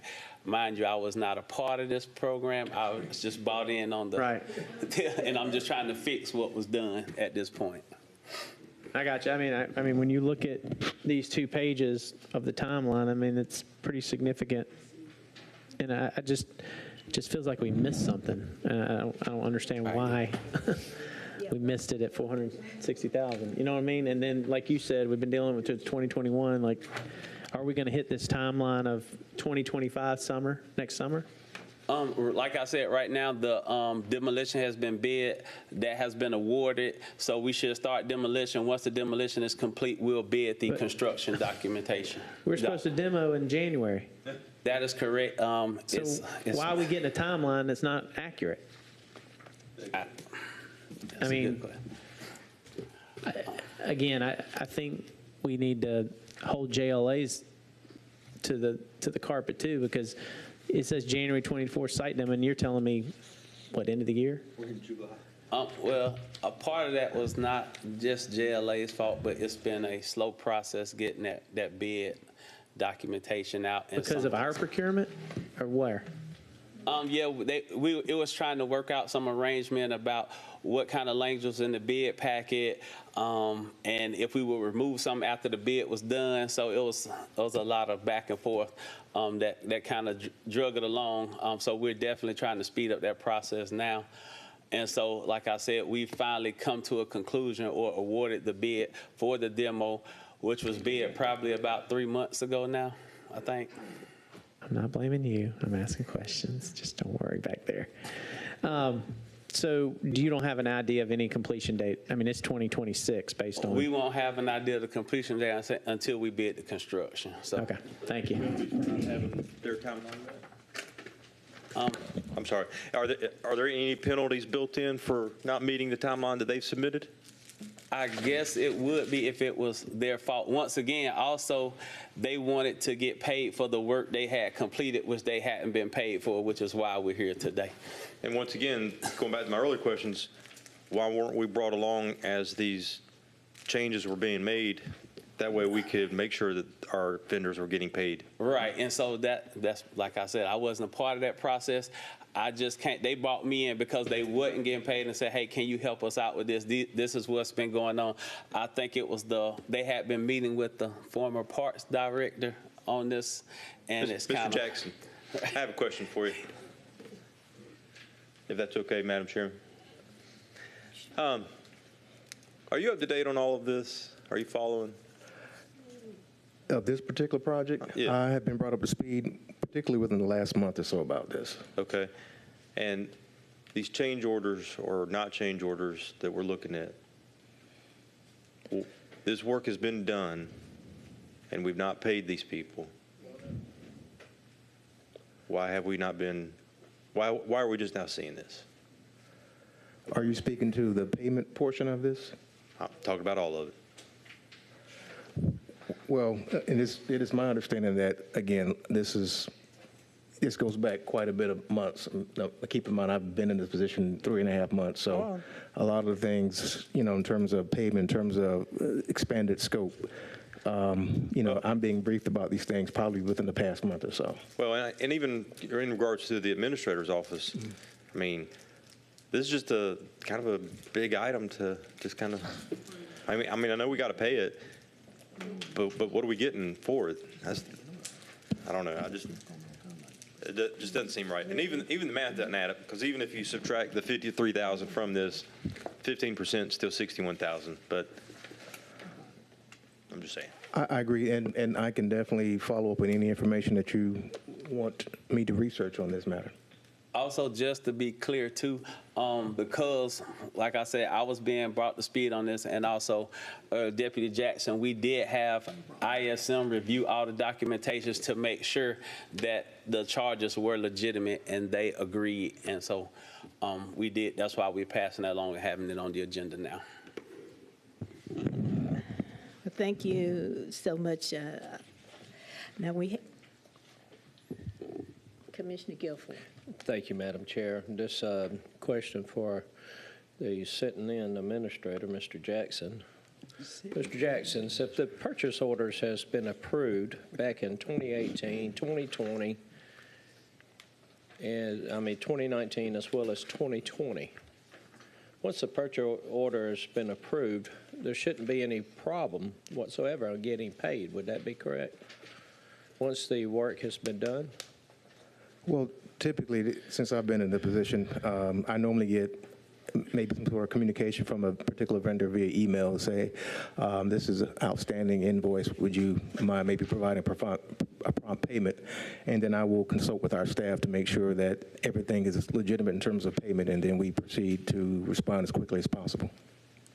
So let me, Madam Chair, can I ask Mr. Lampkin, Intern Director Lampkin, this same question? Yes. Mr. Lampkin, can you fill me in on this? Purchase order has been approved since 2018 to 2020? Right, you are correct. Like I said, in my meeting with JLA, they had sent this information over to the previous parks director, and it was no motion on it. He did not bring that before y'all, so I'm bringing it before you now. So he's been a director for the past 6 years, is that correct? Right. Really? Maurice has been a director for the past 6 years? I'm not sure how long he was over in. Yeah, I'm not sure. Closely 4 years. Yeah, 4, yeah. All right, this one here is showing 2018. Right, that was the original PO for the design work to be done on that. Like I said, so changes have been made since 2018 from my knowledge and what we have in the documentation that we have. And speaking with JLA and having meetings with them, the changes in design and what was done should have been brought before you guys and was not. So the PO did not have the funds on there to continue to pay, or he was not bringing it forward. So all I could do now is bring it forward to y'all with the knowledge that I have. This is crazy. I don't know how JLA is still in business. I mean, between these two purchase orders back on 3/16, 2018, it's right at $200,000. The city of Augusta has not paid them in 6 years. Thank you, Mr. Guilford. I think this is a bigger I think it's a larger problem, not just with this, but probably especially if this one vendor has not been paid. So that's another subject for another day. We need to, are we going to send this to, I need a motion to send this to full, to approve or? Motion to board the full commission without recommendation. Second. I don't have one. Mr. Fran, you have another question? No, I just think I'm sorry. Okay. Voter, Ms. Bonner.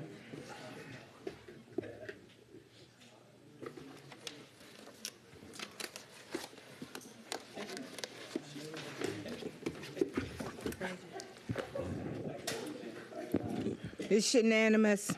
Motion carries. Thank you, Ms. Bonner. I believe that's all for administrative service. Yes, ma'am. This is crazy. Yeah, I got it.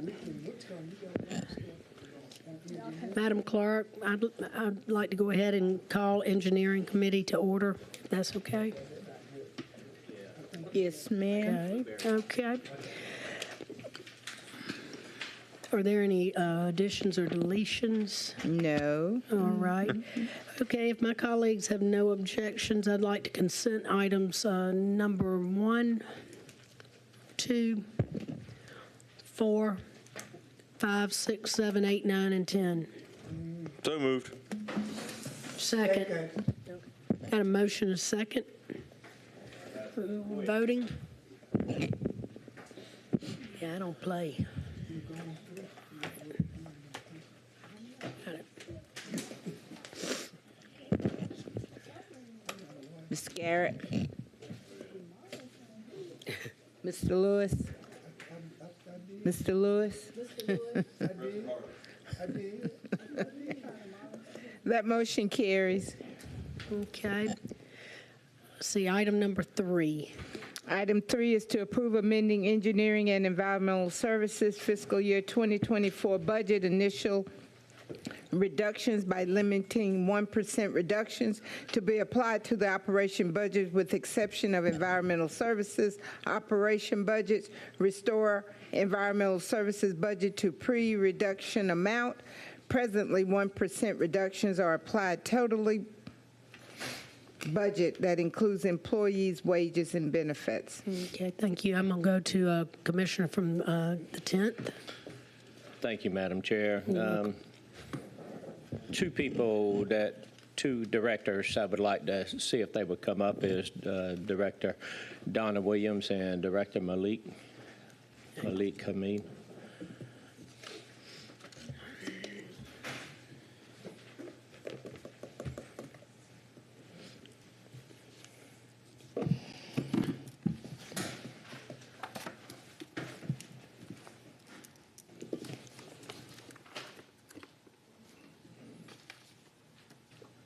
Director Hamid, can you kind of enlighten the body here on the last year we had implemented the 1% budget cut to for all departments, and but the 1% ain't been across the board evenly per line item. Is that correct? Yes, sir. I mean, that's supposed to be, 1% evenly, or should have some discussion where it should apply. So in the agenda item, I presented a table. Basically, let's take highway and street.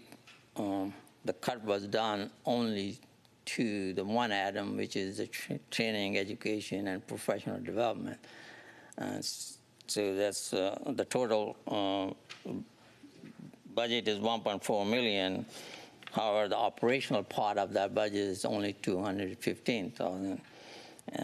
And so the cut is applied to 1.4 million, which is the total budget. But then the 1% cut is not uniformly applied. So right now it's like 6.7% cut to the operational budget. So it's a lot more significant impact than, if it's 1% across the board. And also, it's 72% cut from that one line item. So I have, for that, only 5,000 some changes left, which is not enough for the professional development and continuous education requirement, like, PE have a continuation requirements, other certification, and some of the other training. So that's one. Same is on road and walkway. The cut is done to the material, which is basically buying the asphalt, the gravels, the concrete to do some of the repairs we do. So the way the cut been implemented is it's a lot more than 1%, and it's cut into 1 or 2 line items. So it's a significant impact to the operation. So that's what I'm coming back. And also, there was part of the commission directive, if there's a need, we need to come back. So that's my request is, if really the cut need to be implemented, then it should be on the operational budget, 1%, not more than that on the operation, or it should be across the board. That will include salaries, all other, like vehicle cost allocation with the maintenance vehicle and all that thing. Same as traffic, the cut is applied to the contract services. We have a contract for the maintenance of the traffic control center, ITS. So there's a fixed dollar amount. If we reduce that dollar amount, then when it comes to end of the year, we may not have money to pay for the last month or so, to the contractor. Environmental services, the same thing, the cut is to the contract, which are contract services, and same as the stormwaters. So that's my request is, basically limit the cut for engineering if really, I don't have an issue or problem to 1% cut in the operation. And actually, I've submitted that reduction prior to the actual implementation to the finance and everybody way back in November when this process started. So, and I have a series of discussions back and forth, the impact of the cut to the engineering, and the end conclusion was, go back to the commission and everybody will support it. So that's another reason I'm here. Right. Well, I appreciate your discussion with me, and that's the reason why I put it on the agenda. But Director Williams, I guess you could see some of the challenges that the director is facing. One is when it comes to continuing education, and with the certificate, his budget was cut by 6.7%, not the 1% on the higher learning side of it. And then with the contract services that he's already have, which is he's bounded by that, them services, contract service portion of his budget was cut dramatically. So there's not going to be enough money to pay the subs that we have out there. Can you kind of enlighten us how the methodology of how the budget was cut when it was originally supposed to be cut by 1%? Yes, sir. This is the directive.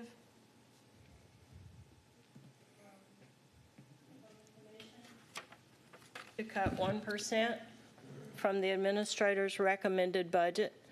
It was not limited to operations.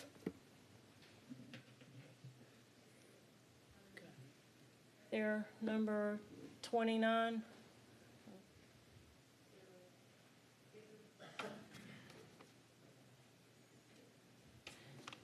So,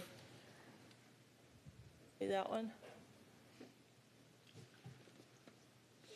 Cut 1% of the administrator's proposed budget from all city departments, including enterprise funds, NGOs, outside agencies, and elected officials' budget.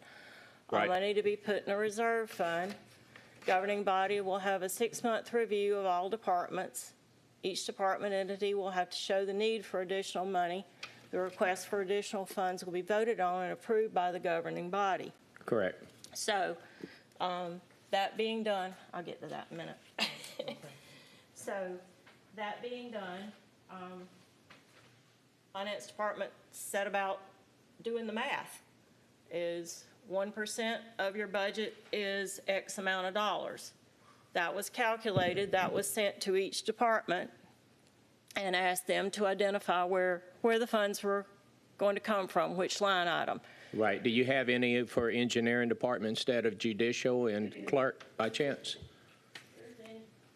Engineering, right there, it's highlighted. His Okay. the budget from there was 14,310. I've got everybody's here. I've got the mayor's office, the clerk's office, the commission, every single, as per instruction, 1% of the administrator's recommended budget was requested from each department.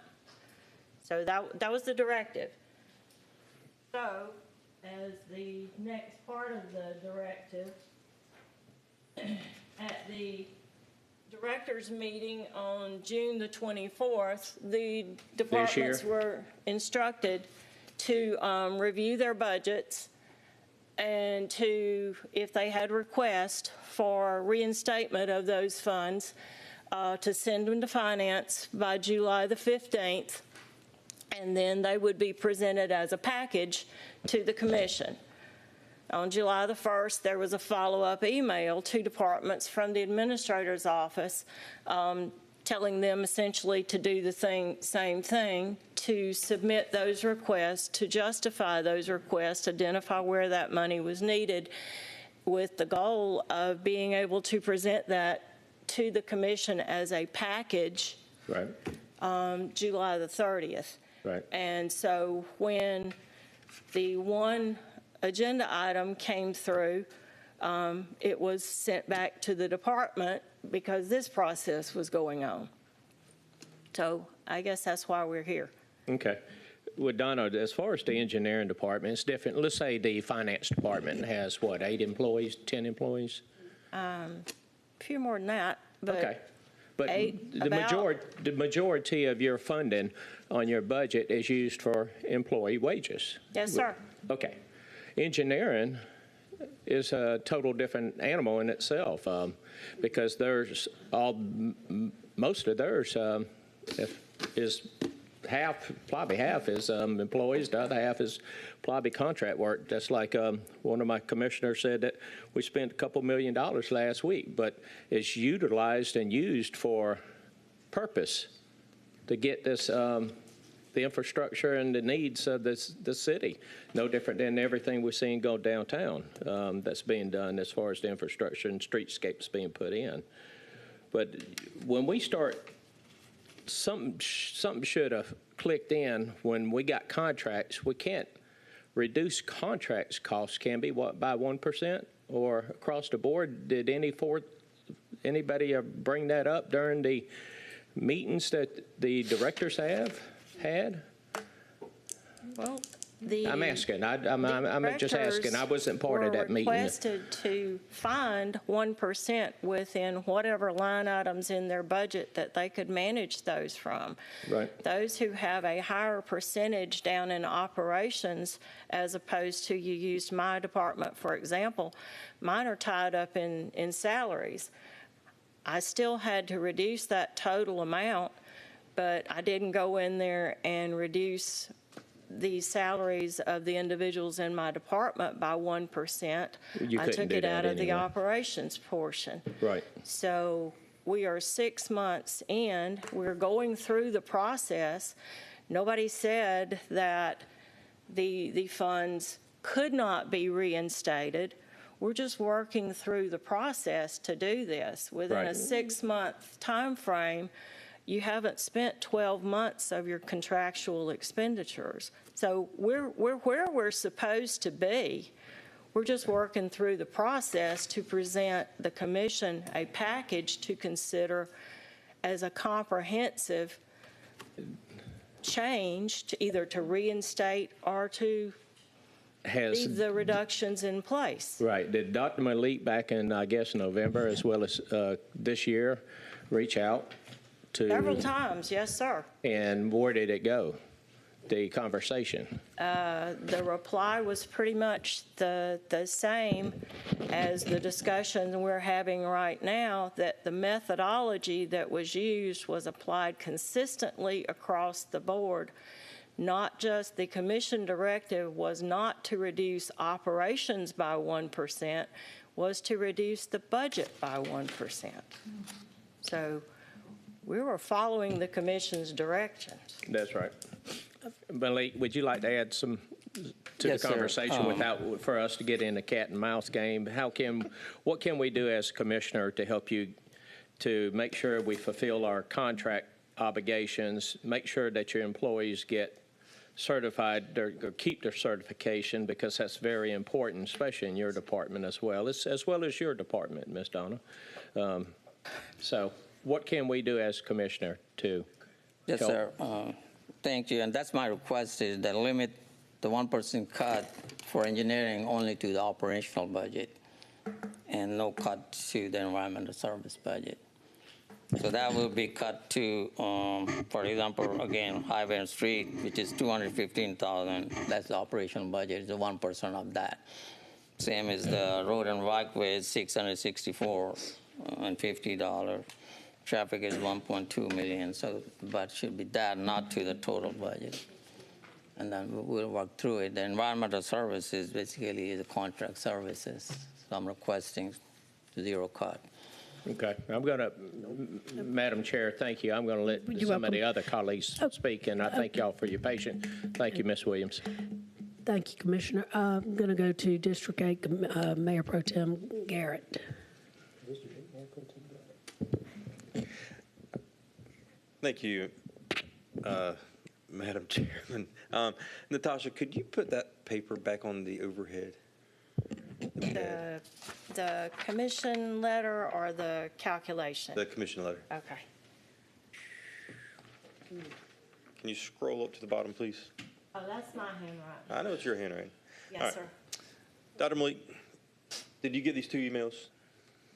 Yeah, this email came on July 1st. My agenda item was in on the June 27th, and we went back and forth. Did you also get the one on June 24th? I don't recall that conversation. That was not, it was in the director's meeting. Oh, okay. I got It you. was a verbal communication. Okay. So looking at the email now and the request from the administrator to get all the departments together to see where they stand for the year, you know, all along when we did the 1% cut for the year, it was always the recommendation that we would come back mid-year to take another look at the budgets and make mid-year adjustments as needed. So if we take a look at all of this at one time on July 30th, is that doable for your contract work that you're concerned about? I mean, my concern is that my request may not be presented the way I requested based on the past history. Okay. Well, I'd like to make a motion, Ms. Bonner, that we go ahead and place this item on the July 30th committee meetings per the administrator's wording here, as well as Dr. Malik's documentation that he's already submitted. That's my recommendation. That's my motion. Okay.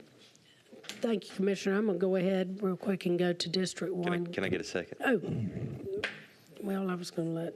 Go ahead. Yeah, all right, got a motion. We have one in a second. You can second. I'll second it then. All right. We'll bring Question? it back. We'll bring it back. All right, go ahead, Commissioner Johnson, please. Thank you, Madam You're Chair. welcome. So I have 2 questions. The first one is clarity on Mayor Pro Tem's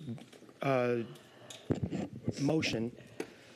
Madam Chair, may I direct the question to Mayor Pro Tem Garrett? Yes, you may. Thank you, ma'am.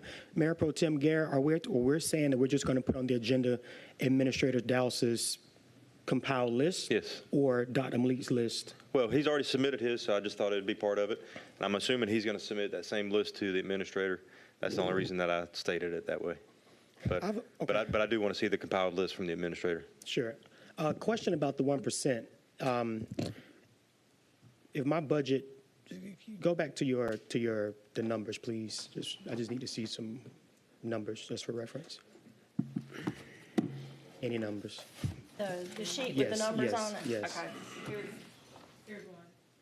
So let's go down. All right, so Clerk of Council, Commission, $447,000. The 1% was $4,000. So Ms. Bonner's 1% could easily be wrapped up in someone else's 1%. Is that correct? So like if the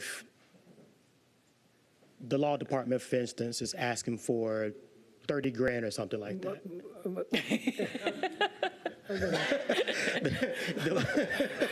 Wayne wants out. I was wondering why he was telling me no. I'm thinking, am I saying something out of line? Am I not germane? He won't be here. So the question basically is the 1% is everyone's 1% somewhat safe, or would directors be able to request someone else's 1%? And I'm only asking, I heard a hum, and my question is, let me explain so that folks aren't confused. Does that 1% just go into one big pool and you can request your amount, or, any amount, or are you only able to request what was taken from your budget? Right now, it is sitting in one big pool. And can I request whatever I want, or just what I was cut from my budget? I'm sure anybody is allowed to request anything, but the goal and the exercise was asking the departments to justify why they needed the 1% that was taken out of their budget, why they would need that back. But there's nothing that stops us from approving more than a 1% increase, 1% return. No, sir. In fact, I've got my things tangled up here. Recreation Department was already, and not picking on them, but was already reinstated $30,000 in May for one of their programs. That came as a separate item. I think it was for the senior program. Yeah, for social trips. There was some consternation regarding And that was within their specific 1%. that. So it has. No, we're tracking the total amount that was reduced. The commission is, the rules are up to you guys. And that's why I'm asking, because what I want to make sure we're not doing is just approving money left and right, and it's not even with all departments. And I'm trying to just get some clarity and make sure that's what's not happening here. The process that was outlined is that each department needs to review their budgets and justify their request for any amount that should be reinstated. That is the exercise that we're going through currently, and that's the plan for presenting you guys a package. All right, thank you. All right. I'm going to go to District 6, Commissioner Lewis. Thank you, Madam Chair. It's my understanding that when this 1% was taken from the budget, from all departments, and it was the understanding that each director, if needed and when needed, after 6 months or 7 months, 6 months, they can come back before this body and request, put in their request, show the need to have that 1% reinstated, or, as my colleague stated, it may be more than 1%. But at least the 1% that they will be able to get it back if they show just cause. So I think Dr. Malik is showing cause for his 1%. So why do we have to wait to July the 30th if he's showing his cause for his 1%? And we stated that that's what needed to happen with all directors. If you stated already that Parks have already come before us to request a certain amount. So why do we have to wait till all directors come together and present theirs as opposed to each individual presenting? Because we said 6 months. That didn't mean that we were saying that we will compile a list of all directors and look over all of them's specific needs. Then they can come one by one. So he's presenting his now to my colleagues on the committee. He's presenting his now. So why can't we just look at his need now? July 30th, when the rest of them come, if they have needs, we'll look at theirs. Why do we have to wait till July the 30th? Is that a substitute motion? That's a substitute motion. Second. Okay, got a substitute motion with a motion and a second.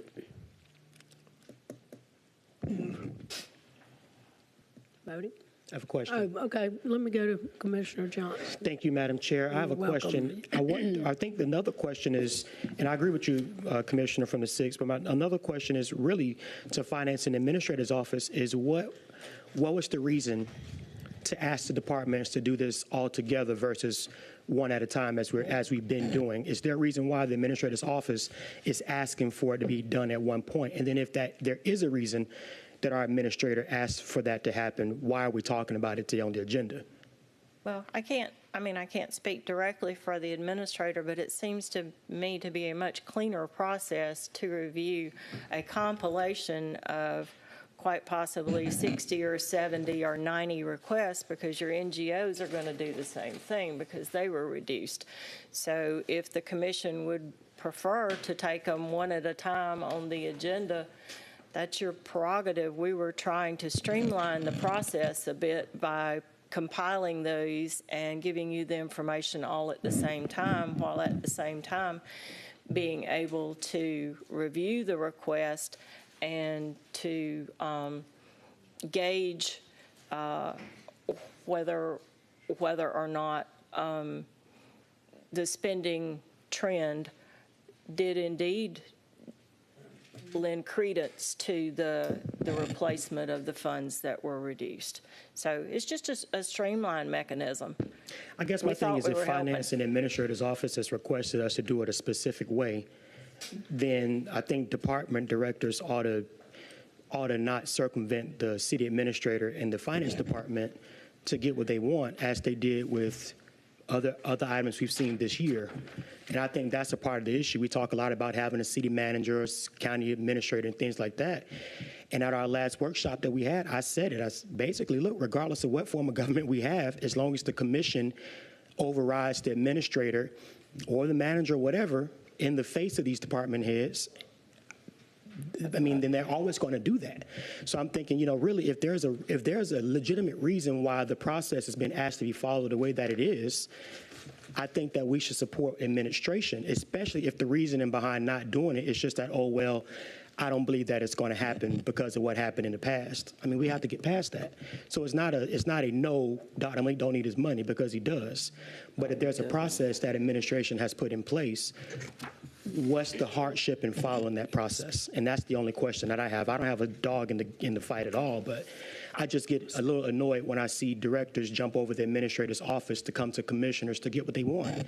And it's happened a number of times this year, multiple times from one department. I won't go into detail there. We all know what happened. But I just want to make sure that we support our administrator's office and support our department directors at the same time. That was my only concern there. Okay, thank you, Commissioner Johnson. Dr. Malik, do you have anything you want to add? Well, the only thing I want to say is that my process started, or I started the process way before director. The email came on July 1st. I don't recall the June 24th. I have 6 pages of email correspondence back and forth on this budget since October 27th. And it was admitted in the email the correspondence was supposed to come out, but never came out. And we're sorry. So I don't want to go into detail, but I have no desire anyway to go, against the administrator. This process was already started. I went back and forth with Mr. Charles Jackson, and finally he approved the agenda item. So it was in their queue for the initial review. And then, finally Mr. Jackson approved it with a caveat that he doesn't know how the finance is going to react. And then when it went to finance, it was rejected. No communication with me. It was rejected, and my staff told me why it was rejected. So I just wanted to make clear that, I have no desire to circumvent the process. I'm just bringing the way it was said. Okay. Wait a minute. I've got to get to Commissioner Guilfoyle. He's been very patient. I just want to get one point across. Yes. I do like the idea if a director needing money for him or her to come before us as an individual and tell us their needs of the department, because if we get a whole book of every department that's wanting their 1% back, we won't have an individual discussion like this, find out the wants and needs is actually is. So that's where I'm coming from. Okay. And he followed procedure. We knew that the directors, if they need it in June, July, come before us, and that's exactly what Dr. Malik did. Thank you. Thank you, commissioners. Thank you. Madam Chair. Okay, we've got a motion, original motion? Substitute. We got a substitute motion with a second to go ahead and, yes, approve. So, let's see. All right, ready to vote on the substitute? Yes, ma'am. Yes, ma'am. Yes. Ready to go.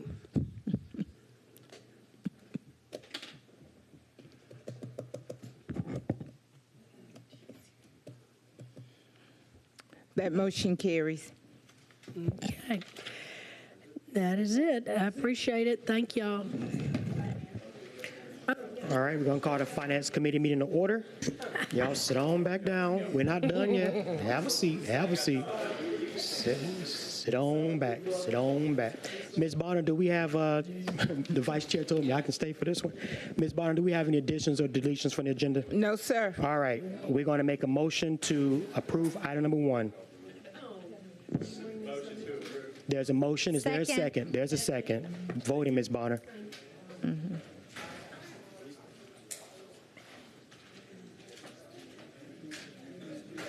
Ms. Scott, can we get you? Okay. You can stand for this one. All right. It's unanimous. We're adjourned. Thank you, Ms. Bonner. Okay. Thank you.